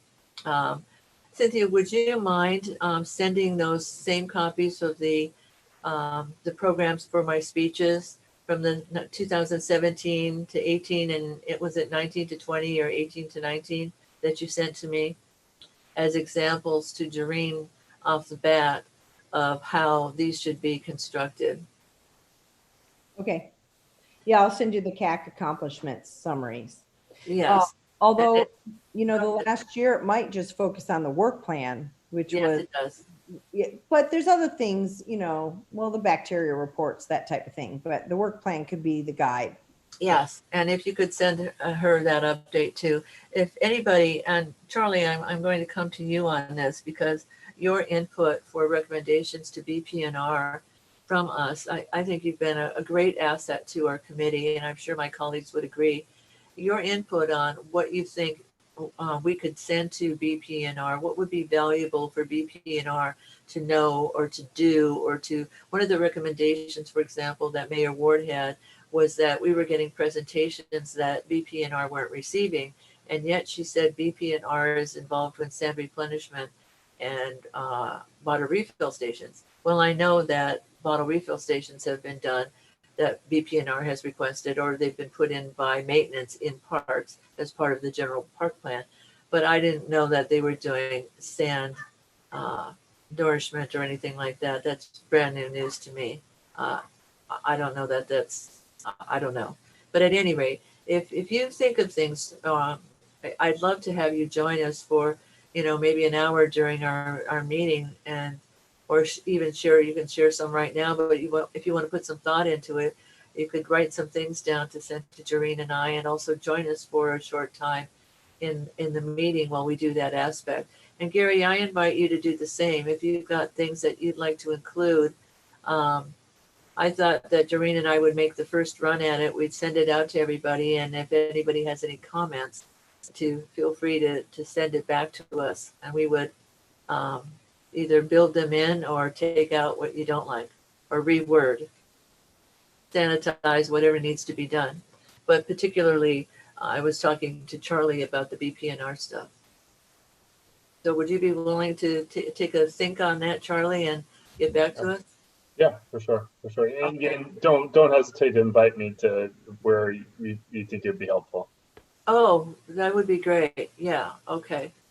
And Gary, I know you've got two hats on now. I'd like to make a motion to appoint both you, Susan and Jareen, as the subcommittee members to draft the subject documents for review and approval at our August 12th, 2021 CAC meeting that will summarize the CAC accomplishments and BPR transition recommendations. Second. Okay. Charlie, would you be willing to kind of give your, I don't know, sense of how you sort of see the CAC kind of folding into BPNR? Like, do you think you have a sense of where it might be going, or do you think it's just completely new? I mean, because you've sat on that committee, so I'm trying to see how it's going to fit in there. Well, I've told Susan a couple times, I think now, that you know, to the degree that you know, that there's topics and issues that the CAC tackles, I think those issues and topics ought to be taken up by the BPNR. You know, I can think of specifics, and we don't need to get into the weeds here, but you know, perfect example was Susan stepping out and getting the meeting set up with the transportation folks over the the issues with the rail down by Cottons. That's a huge issue, and it's sand replenishment and all the above. And those types of issues ought to be brought up in front of BPNR. I hope that Susan continues to be involved with BPNR to help them be aware of the things that we ought to be thinking about. So, I mean, it's a terrible answer, but I guess in summary, what I guess I'm really driving at is where we have holes, where those holes have been filled by Coastal Advisory, we ought to be taking up all those topics and issues. Well, and Doreen's background with some of the technical things and her science expertise, and she's very astute on key things that we may just rudimentary read over. A perfect example is the heel of the bay and the wet rating lacking from many of our beaches, and pointing out that we could be having all-star A honor roll beaches ratings in San Clemente.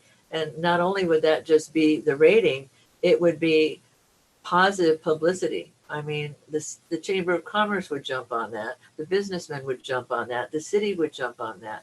That would lure more people in, which would bring more income and economy to our community. So, I mean, that's a skill that many of us don't have, that Doreen's got those extra antenna.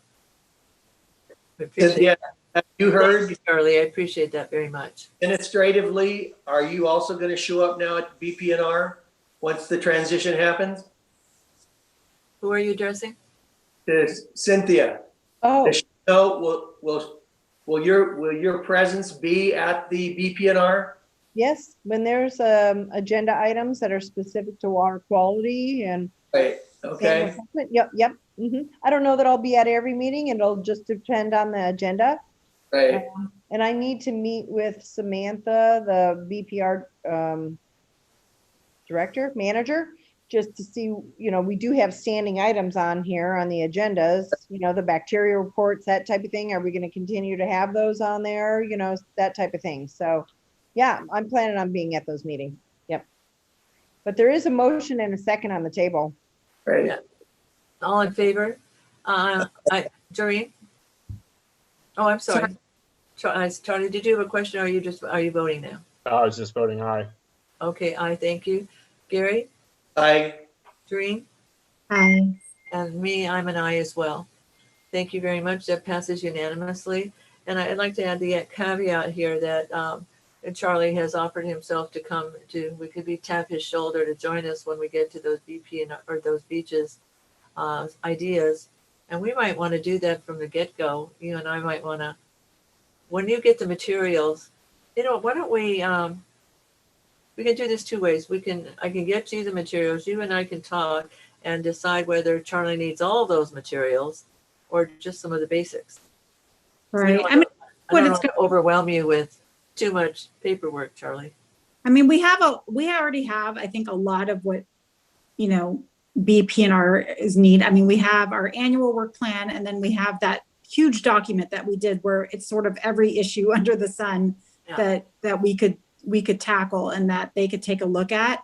But I think what's going to be important is really to identify a few key issues that we really want BPNR to look at and really push forward. And so I think maybe Charlie could help us with that and help us identify what, he thinks BPNR would be interested in and what he thinks, we could push forward with. Because I do think one of the problems with our committee is that I think while we do good work, I don't know if we've been able to really push some of these issues. And I do think that maybe on BPNR we could. And, I think sand replenishment is probably one of the biggest issues. And, maybe if we could actually get something moving there and kind of launch what we started about building a coalition and the regional effect, absolutely. Yeah. So. And we could easily defend that because we have support from some a congressional office already and some regional interest already and things of that nature. Those would be easy to build upon. Right. we've started the seeds going already. Cynthia, on that note too, you and I have worked together on this, and you've been able to recall certain actions that we took because you type up the minutes, and or Eileen types up the minutes, and etc. There's some things that I may not recall or Jareen may not recall. Would you be willing to do a look-see at some point and say, hey, wait a minute, don't forget this or don't forget this? Yeah, sure. Oh, that'd be Yeah, great. that's fine. Okay. Yeah, of course. Alrighty. So Jareen and I will schedule a day. You want to do that privately off screen? Yeah, Calendar day, and then Charlie will connect with you to see. We'll pick out a couple of dates and see what works for you as well to join us. At certain times. We want to get some of the good and the ugly get over with first, and then bring you in so it's readable for you. Okay. That's I'm done with that. Thank you very much. Communications, Cynthia, do you have anything on the bacteriological monitoring report? Yeah, just that Pochi is the only site that exceeded a couple times during the month. Otherwise, all the other beach segments met water quality objectives in regards to bacteria. Is the bridge still down over on Pochi? Pardon me? Is the bridge still down on Pochi? It was during May. I don't have the intern anymore to go down and do the inspections. So the One of my neighbors said they saw an extra sign of it was closed due to bacterial infection or infection, bacteria, whatever.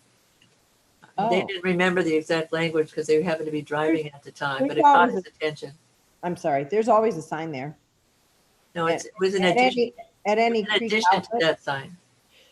Yes, there has been. I mean, Pochi was on the advisory list for all of April and into May. Okay, I think this happened in May or early June where he saw this.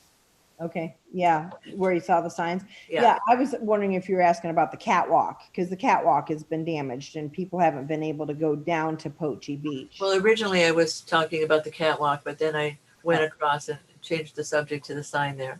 Okay, So people aren't using that catwalk any longer right now. yeah, I'm not sure if the county's got it repaired. It's the Parks Department that needs to repair it. Yeah. Okay, great. And then what about environmental programs updates? Anything of great interest to us that we should know about?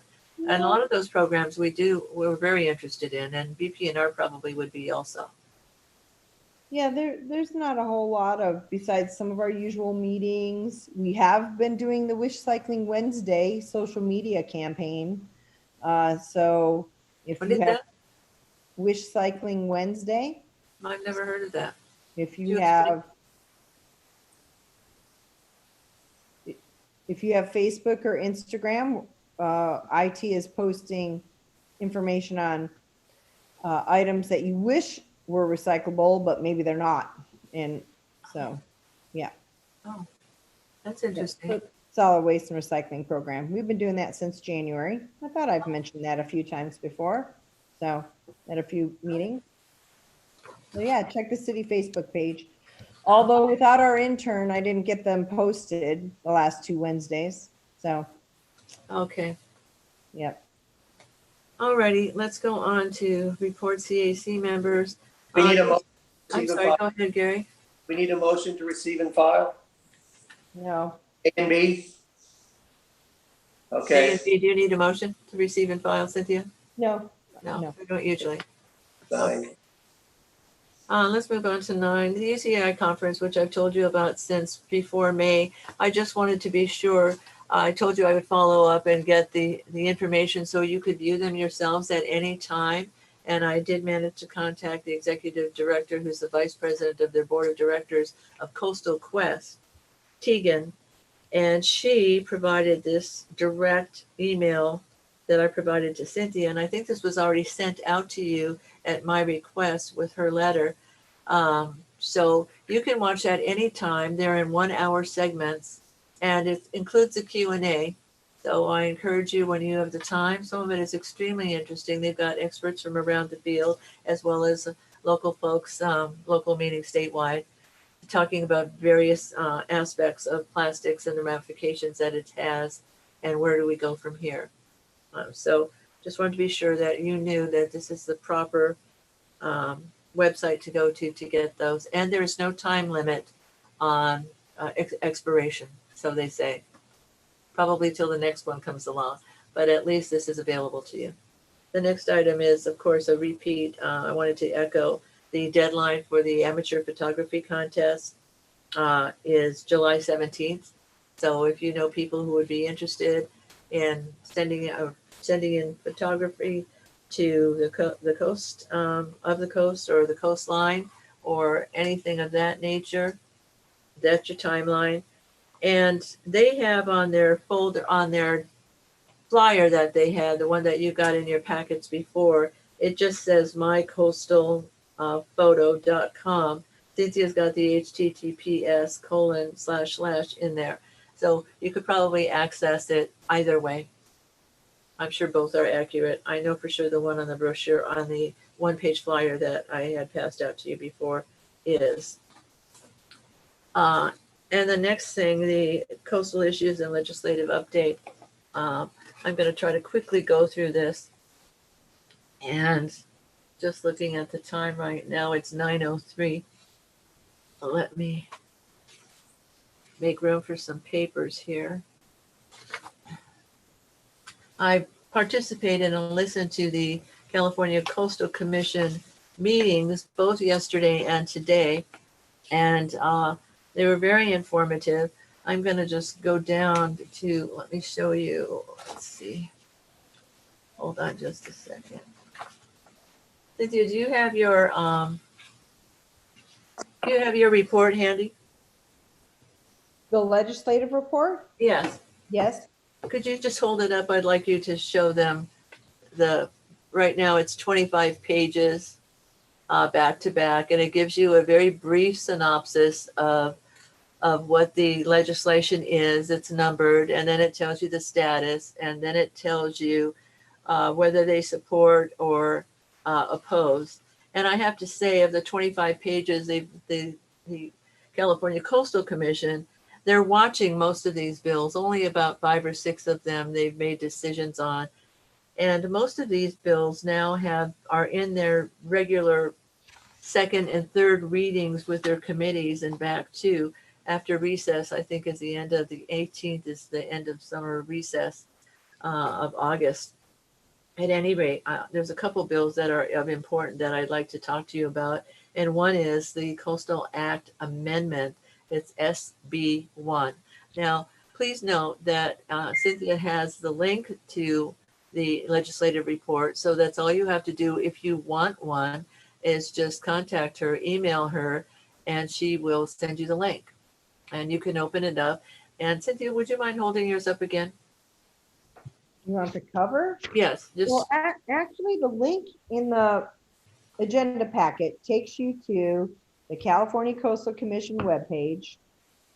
well, yes. You go ahead and finish. I was just about to tell them all that, but you started. Go ahead. And you can go to the agenda report, look for the legislative update, click on that report, and then this comes up, this document, and it has links to each of the different bills. So In other words, Cynthia is saying there's a title of the bill, there's a name of a bill, for example, SB1 is the Coastal Act Amendment. And that is in blue ink, I believe. And you just click on that and you can see a summary or an analysis of that bill or the whole bill language. So that's quite a good deal. And there's also a place where you can find status and where it's going to go next. So all of these color codes have a reason. So that being said, let me talk to you about the Coastal Act amendments. And this is called priority legislation for the California Coastal Commission. And I am going to have to use my notes here. Relative to the Coastal Act, this bill would amend the Coastal Act findings in Public Resources Code, which is parentheses PRC from this reading forward, to include the goal of anticipating, assessing, planning for, minimizing, and mitigating the adverse environmental and economic effects of sea level rise within the coastal zone. That's a primary factor of this amendment to the Coastal Act. Hold on. Just a second. The second aspect to that is the Public Resources Code, the PRC, requires the Coastal Commission to adopt recommendations and guidelines for identification of those items thereof, the ones that would be involved in the goals of anticipating, assessing, planning for, minimizing, avoiding, and mitigating adverse environmental and economic effects of sea level rise. So they actually have to adopt recommendations and guidelines for the identification. When is it going to be called over the line, for example? The third item is that the commission has to take into account the effects of the sea level rise in coastal resource planning and management policies. Now, that's another big deal.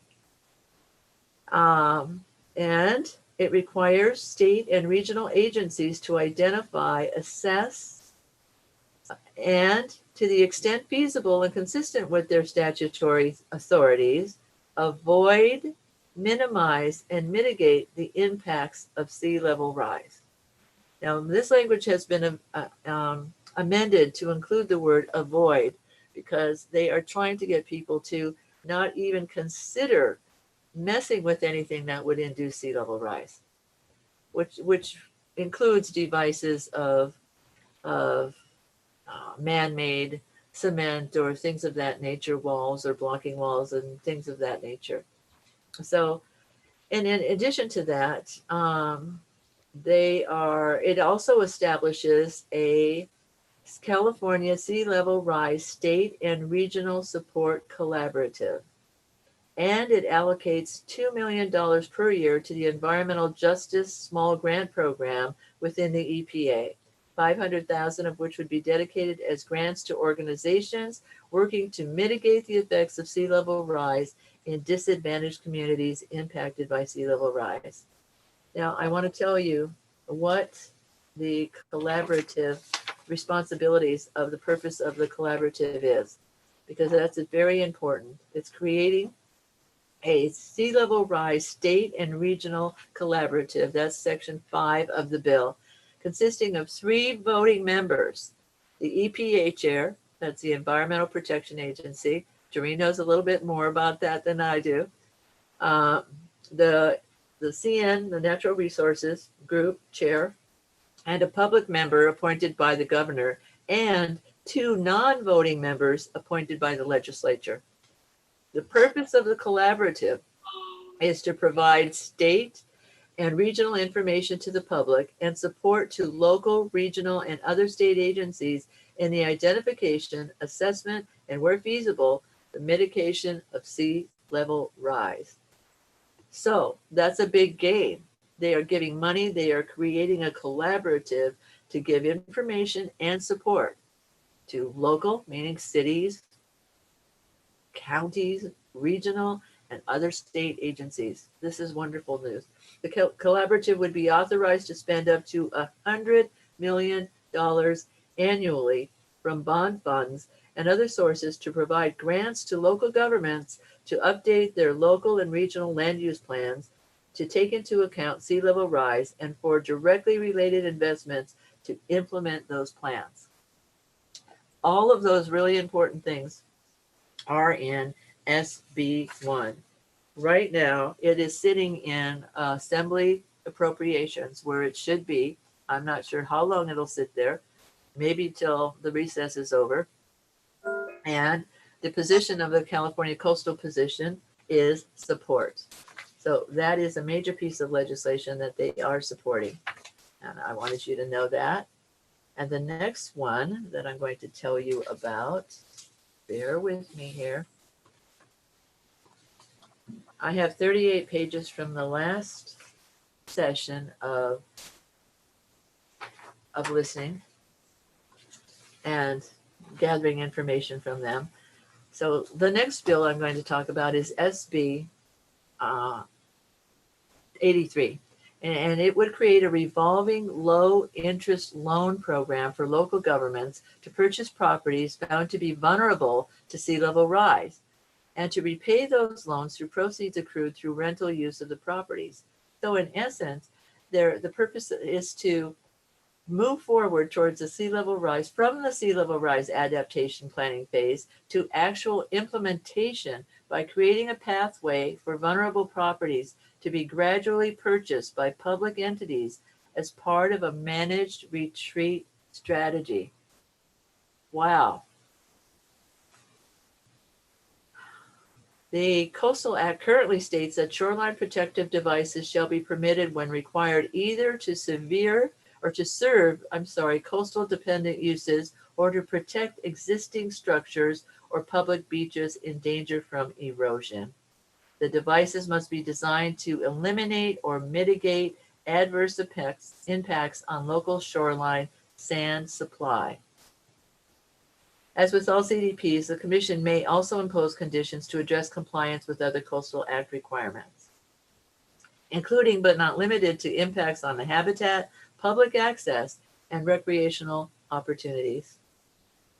So right now, the Coastal Commission manages a local assistant grant program to support the completion and updates of LCPs of cities through its local government assistant grant program. Over the last 7 years, the Commission has awarded $8.3 million to local governments seeking to include sea level rise policies in their LCPs, meaning if the cities and governments decide to include sea level rise, and we've had the studies here in San Clemente, and our city has received a couple of those grants thus far, they can still apply for other elements of their local coastal plan. For in our case, it would be the LIP and probably the finish of the LUP.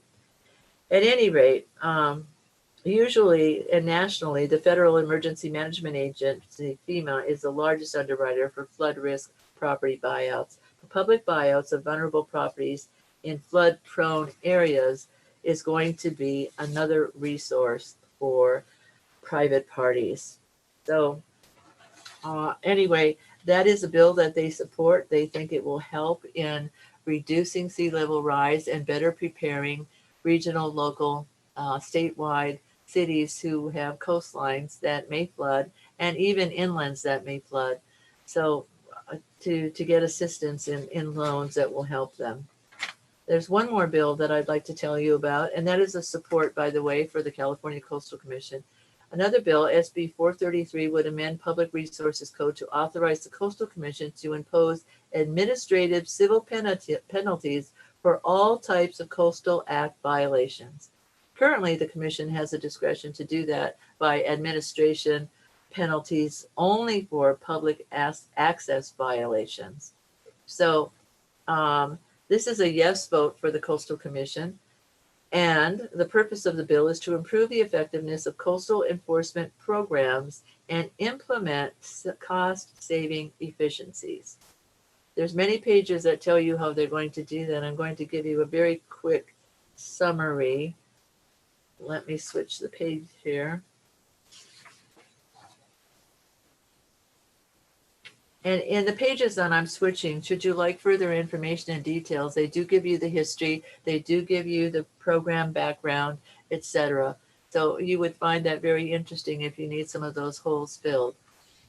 The analysis are penalties are a critical component of all environmental statutes and are the primary means to persuade would-be violators to comply with the law.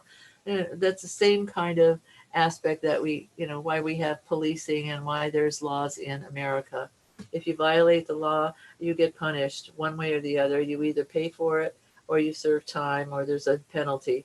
Absent the ability to use penalties to deter violations, there's very little disincentive for someone to just violate the Coastal Act. So this whole effort is to strengthen the penalties so that it hits home with them that we must keep the ocean clean and free and not do violations that are harmful to not only our natural resources, but also our marine life. Susan, Which bill was that you were reading off? I just wanted to check it off on the list here. SB 433. 433. Okay, thank you. You're welcome. And it will create parity between those who violate public access provisions of the Coastal Act, this is their goal, and those who violate in other provisions. The ability to impose administrative penalties equally across the program will further reduce litigation costs, result in faster and more productive restoration projects, and reduce the backlog of open violation cases, because those drag on and on. More importantly, it will protect the coast and its critical resources by creating a deterrent for violating the Coastal Act. In addition, it will create a modest new revenue source for coastal restoration projects. So this is a support for SB 433.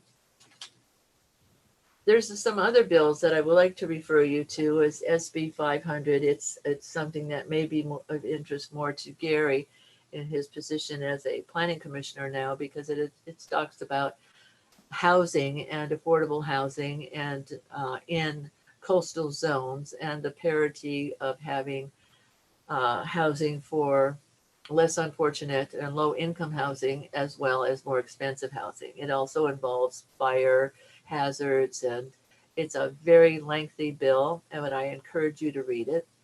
There's also AB 129, which is, let me find all my notes on this, if you bear with me for a second while I change pages. It's a baby to the Budget Act that was signed by the governor. And now that I've got your attention, let me find my AB 129 bill.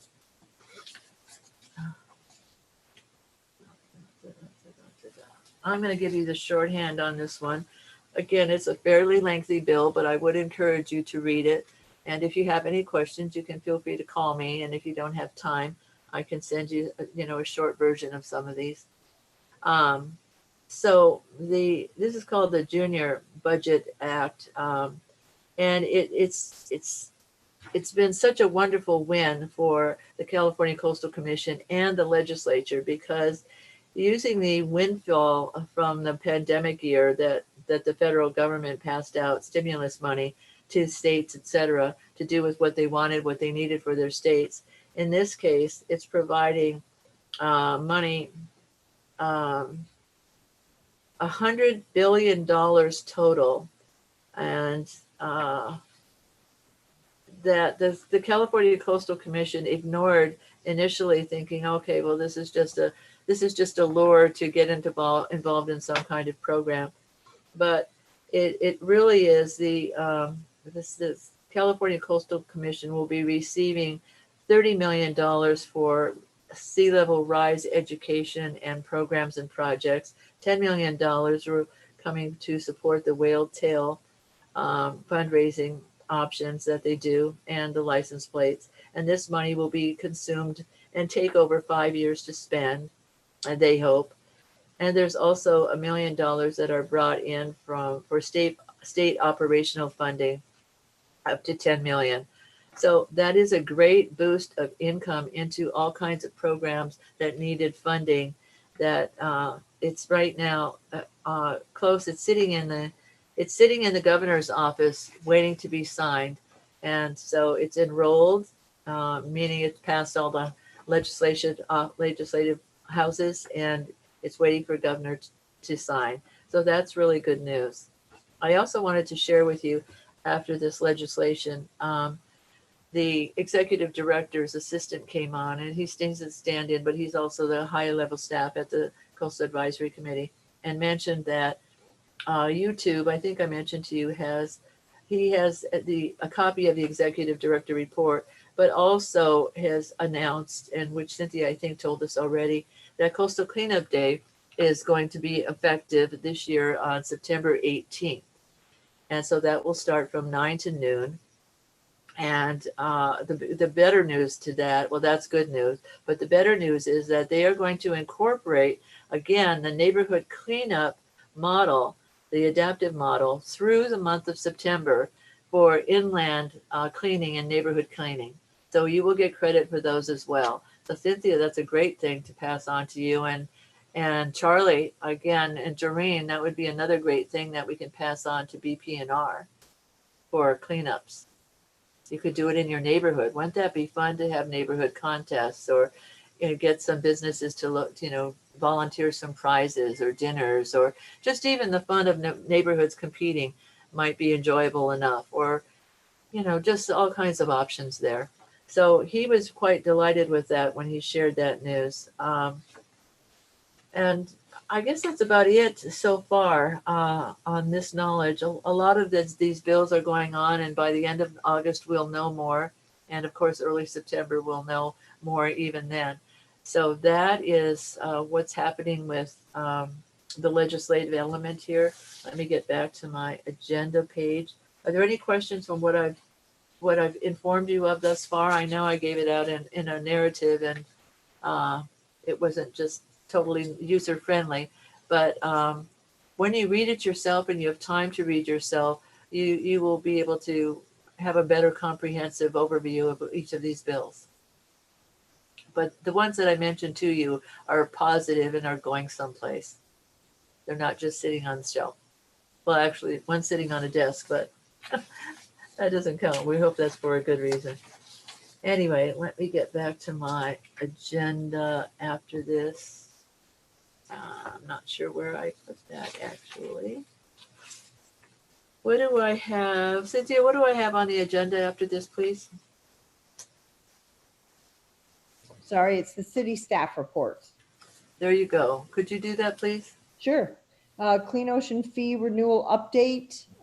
We are still collaborating with the consultant to come up with a rate, some rate options. We'll probably have something in September to share. And then CR&R franchise hauler agreement amendment.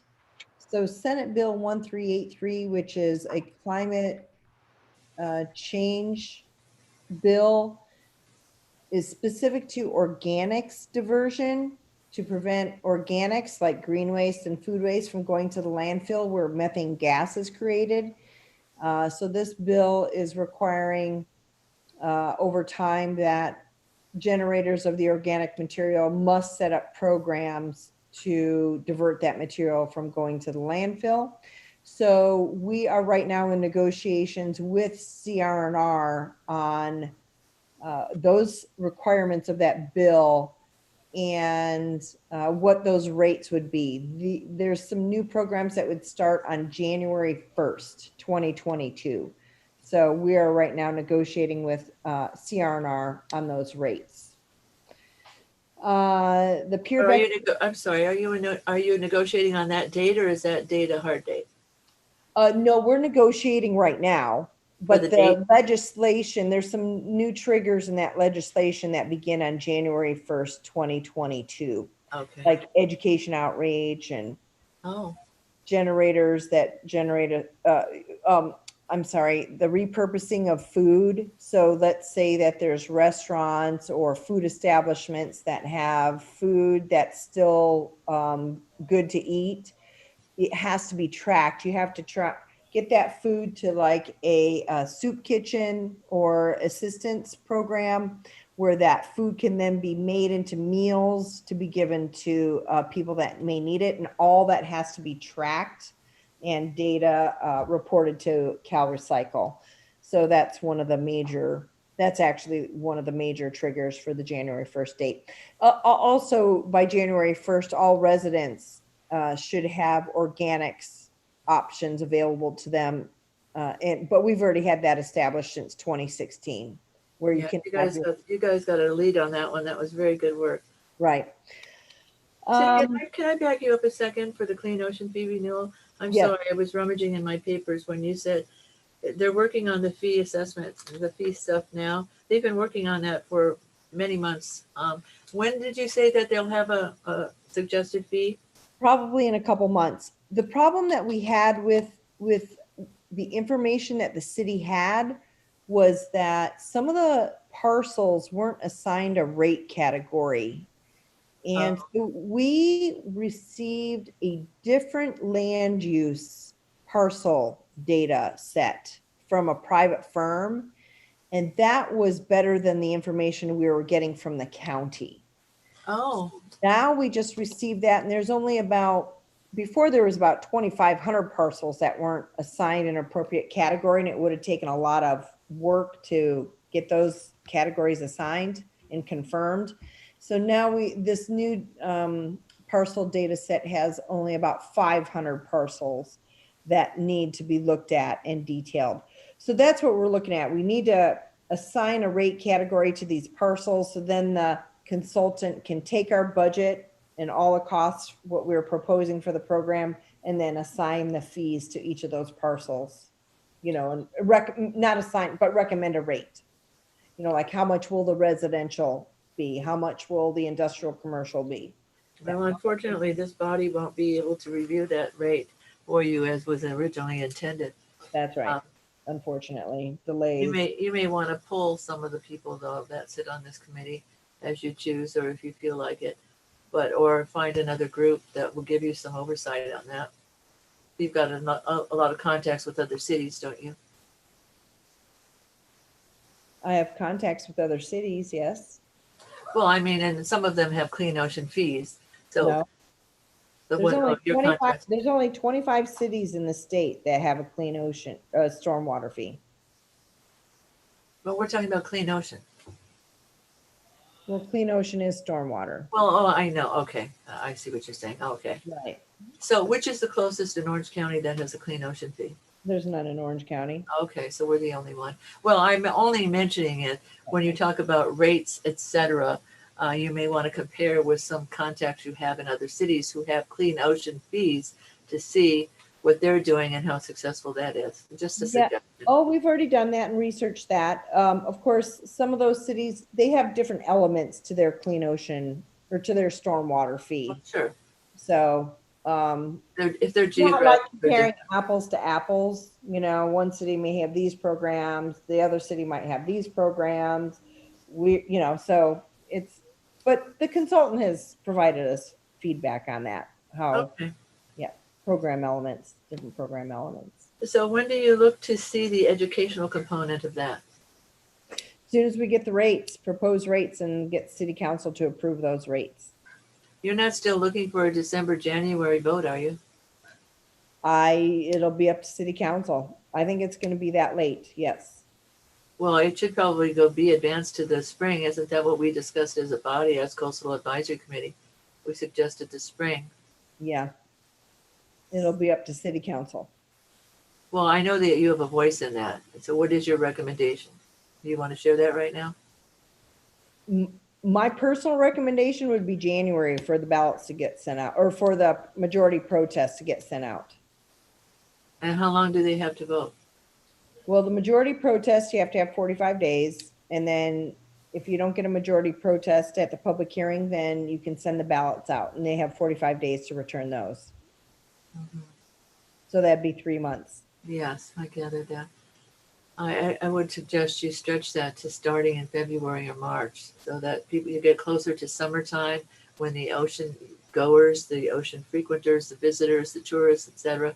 It's going to be more meaningful to people to have clean ocean fee during that timing because they're going to connect clean oceans with recreation. Well, and actually some other cities prefer that you do it in the winter when it's actually raining, because it's kind of a stormwater fee. So they can make a connection that the rainwater can actually cause water pollution. Sometimes in the summertime, people don't think that there's an issue with water quality, but even though there is. I think they see it more firsthand when they see trash on the beaches and trash in the water, etc. Mhm. But this is a surf city town, so people are wanting to be in the water. One of the things that people protested most when we had the severe part of the pandemic, it was not being able to swim in the water and being literally, stopped by armed guards from going into the water or going near the beaches, or couldn't even get into the parking lot in my neighborhood, could not even go down my street in my neighborhood because it's a one-way street in and out of the neighborhood I lived in to get to a state beach. So we couldn't even do that. you had to show your residency and your address to get in. So I think, you know, and of course people complained, and of course the protests in the street and the fencing of the parking lots and all of that stuff. So I think people made their voices clear that they really want access to the water and they appreciate the water. That's one of their top things in San Clemente. Anyway, I'm sorry I interrupted you. You were going on to the pure bacteria source characterization study update. Yep, that study's gonna continue through December. We still found HF 183 in the outfall pipe from the water discharging from the storm drain. Which So one? the ones underneath the pier. Oh, more than one?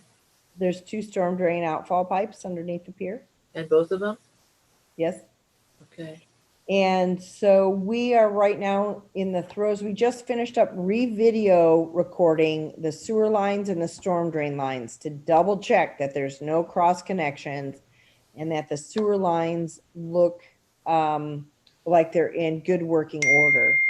And so we're reviewing those. We just got those videos today. So then the consultant and staff will be reviewing those videos just to double check. We've already done it before, but in order to satisfy and confirm with the regional board, we want to let them know that we're doing our due diligence to look at that infrastructure to make sure that it's operating properly and that there's no cross connections where the HF 183, which is the human DNA, where it would be coming from. Wait, so, sorry, Cynthia. So you just said that during the retesting, they did find the H183 again in both storm drains? Yes. Oh, wow. Right. Yeah. I know. It's HF 183 is a kind of a new and upcoming way to analyze samples.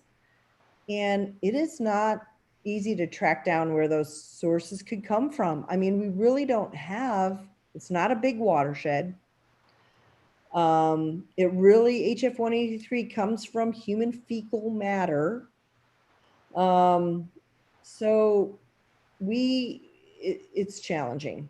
We don't see human sources out there. Yes, there's homeless people, but we don't find during our observations that there's fecal matter, human fecal matter, like going into the storm drain. We don't see it around. We've interviewed restaurants to see, you know, and some of the other businesses there to see if they find human feces in their patios and maybe it got hosed down, but they're not saying that they see any of that. So it's really challenging to try and find. We may never find the source. We're not having any exceedances at the pier, so we know that the birds were definitely contributing. But ideally, we're trying to make sure that, you know, HF 183, or that could actually, the human bacteria can make people sick. That's a real direct connect there. Right. So, but we're just can't find a source out there. So again, we're just going to relook at those videos. I mean, we recorded them in 2019, the storm drains in the sewer system. So we redid it again just the last couple of weeks. And when will you release that report? Is it going to be a public report, or when is your next meeting? We don't have that set. We're trying to do our due diligence to go back and follow some of the steps that we did before to look for sources again. And then we'll have a stakeholder advisory committee meeting. I was just thinking of that because that area down there has a lot of inns and restaurants and what do they call those, short-term rentals, etc. You know, and some of those buildings are old and have not been refurbished in some time. I wonder if have you talked to some of those owners who operate those facilities, if they've looked at are they having trouble with their plumbing and etc.? Yeah, so there is thought that the laterals that come from the buildings to the city's sewer line, but the cities don't inspect laterals. So it's we're not asking them to look at their laterals. That's just and that's costly. So I mean, when they video record the sewer lines, they do look at the connections. You know what I mean? They can see the connections coming in as they're moving down the sewer line. And they can kind of tell if there's any problems with that actual connection through the video recording. And we're also looking at the main trunk lines as well, where, you know, the smaller sewer lines will feed into the main trunk line. We've video recorded that. We don't think that there's any issues. Well, they're going to look at it again. There hasn't been issues in the recordings from 2019. So just looking at it again. So That is a dilemma, but I wonder if you sent a letter out to all those businesses down there, or residences, or registered as short-term rentals, or even realtors, to suggest to them that they check their plumbing, etc., because of bacterial conditions at the pier. I wonder how many people would take that seriously and actually check their plumbing. I would bet that some of those people are having plumbing issues. the only way to really check the plumbing is to have a video camera go down the sewer line, which is tiny. It's not really that big. You know, we have a robot, you know, 10 inches in diameter, or, you know, in width. So you got to have a pretty big sewer line to be able to do that. And unless you're digging up your property to find that connection, that, you know, that's thousands and thousands of dollars. So I doubt people are going to do that. Well, they're doing it in my old neighborhood because we were in a tiered neighborhood, and San Clemente is a whole tiered community. So once you are on a tier below somebody else, you are always on the plumber's list. Right. He's always expecting a Christmas present because it just happens. You get their water and their, you know, what their remains and all that stuff, and it's just really, it's, yeah. My former neighbors just called the other day and said they are digging out the yard. So Cynthia, two neighbors are doing that. Cynthia, just another quick question about the HF 183, because my memory recalls from the first testing that they found what the consultant was calling very high levels, right? And so with the retest, did they find it to be as high as before, or was it lower, or? They're much lower. I think that first time it was a one-off where it was like 3 million. Right. Counts. Okay. They didn't see now it. it's in the thousands, but still, even, you know, 4,000 is kind of a trigger for the regional board to want you to go out and try and do investigations. So it's much lower. And it seems like it's happening in the morning time where the numbers go up, because when they were doing that confirmatory sampling, they were taking samples at between 4 a.m. and 8 a.m. on multiple days. And it just seemed like there was increases at 6 a.m., kind of like maybe when people were waking up and using the bathroom, you know, and getting their day going. But in speaking with our engineer, he's saying, well, it's not going to flow from up in the watershed and make it all the way down to that outfall pipe that quick. You know what I mean? If there's a leak somewhere. So I don't know. It's just challenging. And, you know, Susan's brought up a point that it's old. It's an old area, that whole Pier Bowl area. You know, obviously it was one of the first areas in the city to probably be built. So, you know, but I assume when the properties get sold and if there is any type of plumbing problems, I don't know if that's disclosed to make sure it's repaired or something, but I know. Very rarely it's disclosed. Oh, yeah. So, Yeah. Okay. Thank you. all right, you're welcome. Okay, so you think the next meeting date would be when, in the spring? On For the Stakeholder Advisory Committee, yes. August or September. Oh, this year? Yeah, because the study should finish up by the end of the year, by 2020. What happens now that, because there was one CAC member that was part of it, but now that there's no longer a CAC, is there a sitting seat? Oh, nice. way to bring that up. Good point. What Well, happened? I think that that's okay. Stakeholder Advisory Committee, I'll double check with the city clerk. I hope that's okay. Yeah, I mean, it is a separate entity, it's a separate committee, even though you're appointed from the Coastal Advisory Committee. I think that would be fine, but I'll double check with the city clerk. All Yeah. right, We'd appreciate that, Cynthia. you got it. So will you send out a notice, even though we're no longer a coastal advisory committee, that the meeting's going on? Yes, I'll let you know. Yeah. All of us in CAC? Okay, I'd appreciate that too. Thank you.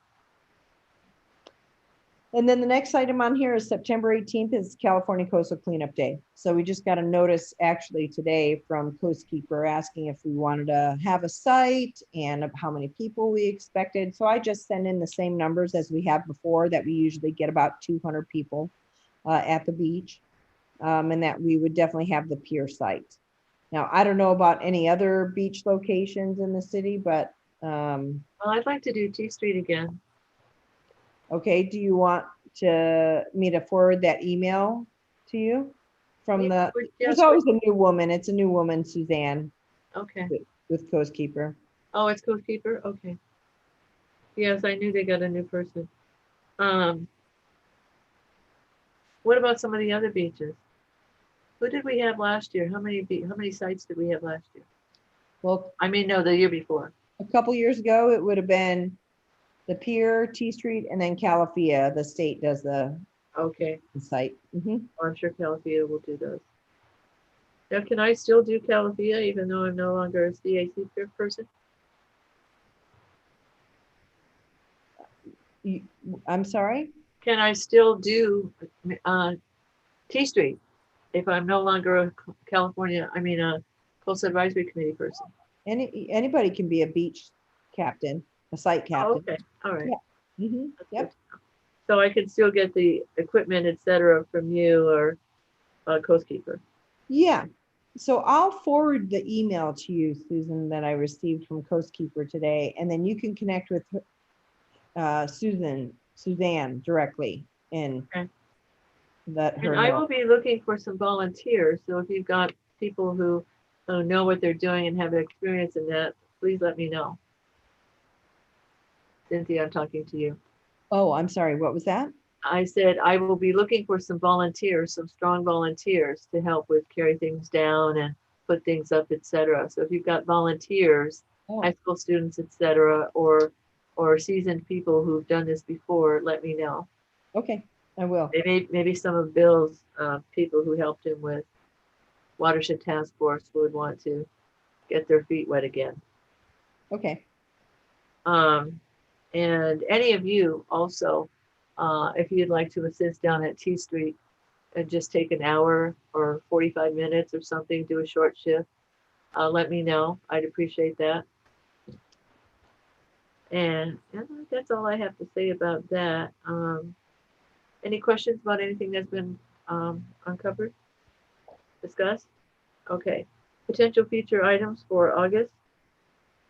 Okay. Well, Oh, go ahead. sorry. Go ahead, Cynthia. Okay, we've got the bottle refill station update, annual work plan accomplishments and beaches, parks and recreation transition recommendations. Clean ocean fee renewal update. I don't know about this Ocean Protection Council strategic plan. I think that's been floating on our future agenda items for a while. What was that? The OPC? Yes. Well, yeah, there's just not time for that. I can, but I think that's something that we should forward on to Beaches, Parks and Recreation, the Ocean Protection Council. We can talk about that, Charlie. I can fill you in on all the committees they have and the information and stuff of that nature. And then I And think, that's if you think they would even profit by it. I know that as I said, one of the mayor's concerns were that BPNR wasn't getting the speakers or the presentations that we were getting. But why would you? You were beaches, you were a recreation and parks agency chiefly. So you wouldn't be getting all the things that we get that have to do with water quality and all the other issues. But now you will be, hopefully in some manner. That's where you can be a big help for us, Charlie. And then I'll add the signs, the pier signage Oh, good. for underneath the Yeah. pier, the pier netting signage, okay? Please put a note to yourself, Cynthia, that anything you can send out before the meeting, way before the meeting, I'd appreciate. Okay. I think everyone will, because we're over our meeting time now. Anything else for future agenda that somebody wants to have that we didn't touch on? Okay, if something floats in your eyes or your brains before, Cynthia, can somebody connect with you by next week if they think of something that they should have said tonight? We're all pretty tired. Yeah, sure. That would be fine. So we wouldn't have to vote on it. Somebody can just call you and say, oh, I forgot to tell you about this or that. Yeah. Okay. Did everybody get that? If you have another agenda item you'd like to add, you can email it to Cynthia. What about by next Friday? Sure. What's that due date, please? Let's see, today's the 8th, the 16th. Okay. So July 16th, drop dead date for items. Okay, any items from committee members? Charlie, do you have something? Doreen? The only thing I have to report is just an informational item on another thing that's happening at our beaches. So San Clemente State, my son has done junior guards for probably 7 years now. And we got an email from the director saying that they're going to have to move locations this year for the first time in the program's history because there is no beach left and they can't do the beach games and things that they always do on the beaches because there's no sand. So they're actually moving locations to a different place. And that's just sort of an example of, I think, of what's happening and some of the real consequences that we're seeing from our beach sand going away. And we're seeing consequences to our own junior guard program that's affecting our kids in San Clemente. So.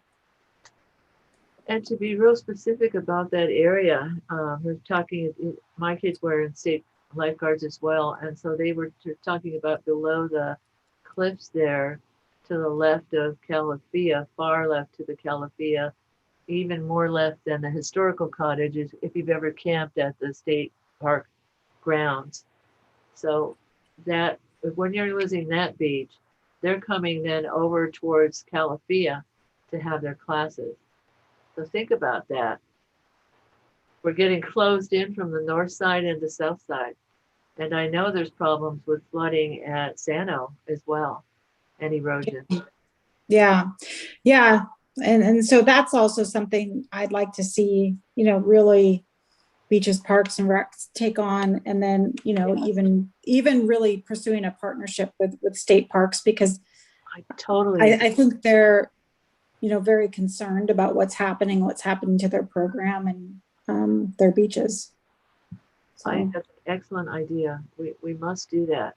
We must promote it. And it would be a great way too for beaches, parks, and recreation, Charlie, to infuse educational awareness about water quality and sand erosion and land erosion and all of those things.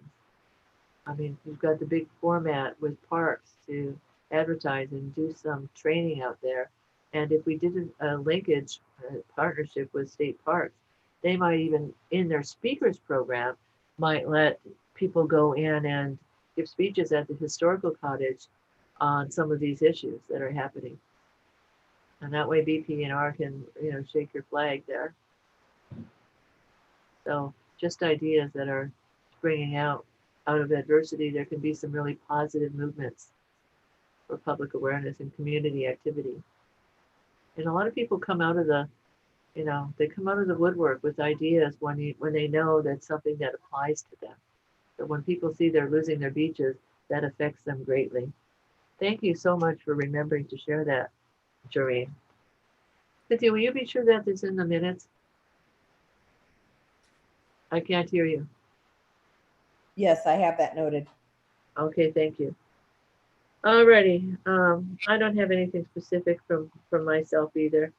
I'll think of it after the meeting and you'll be lucky I didn't think of that long list.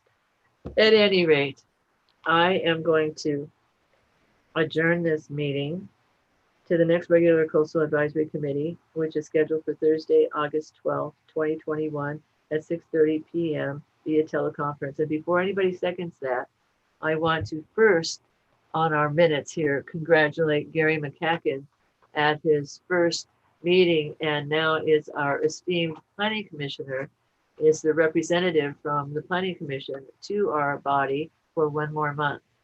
So Gary, thank you so much for coming as a planning commissioner to join us as a coastal advisory member. I appreciate you're volunteering your time to do that very much. You're welcome. And job well done last night. And I also want to thank Charlie Smith for coming from Beaches, Parks and Recreation at these 2 months where, you know, we're in our demise of the committee as it is now.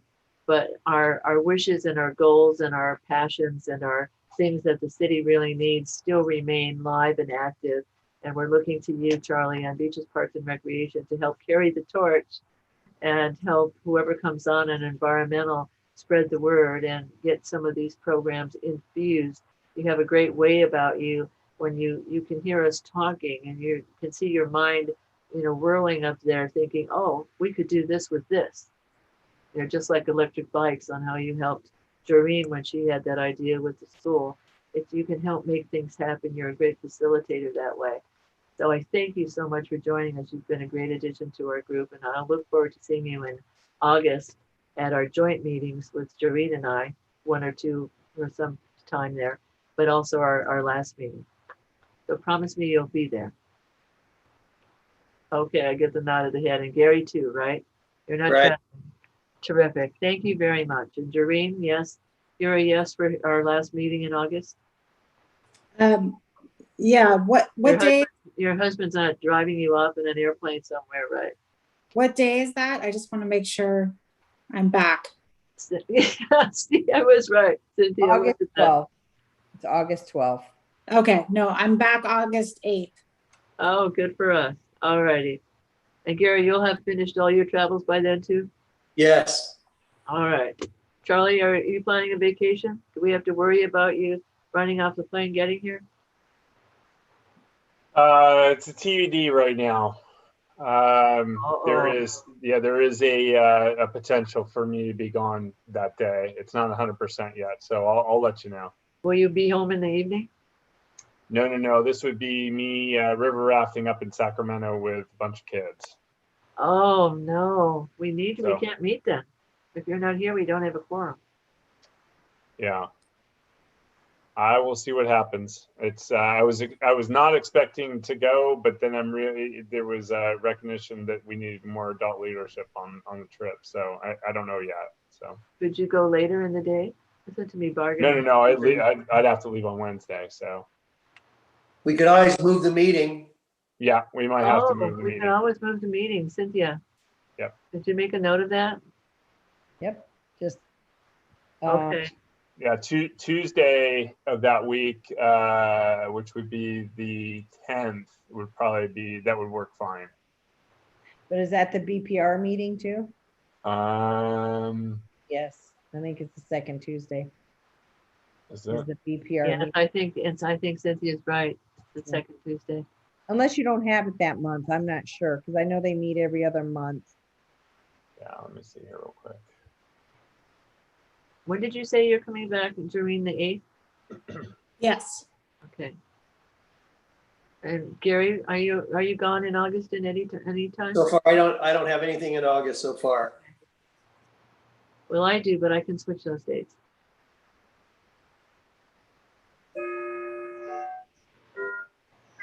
We're just holding on for Charlie. He's gonna have to wait to see, or, Yeah, I mean, It should be it's posted. yeah, it Posted. Let's go to the homepage, meetings. no, I see it. I'm just trying to figure out yeah, we definitely have BPR on the 10th. Is there any time like Can we do the 5th? Or is that, yeah, is Oh, that too soon? Doreen's gonna be gone. What about Okay. later after? Well, later. Yeah, what After about the 17th or the 19th? Of August, that's fine with me. Okay. Both those What days day? are open Well, for let's me. let everybody else check. Doreen, do you have something for the 17th or 18th No, because kids are back in school. I'll be back. in August? Yeah, Gary, what do you have 17th and 18th? Oh, that's a Tuesday or a Wednesday Or the 19th. or the 19th. Cynthia, what's your schedule? I don't know. You don't know if you're traveling or anything like that?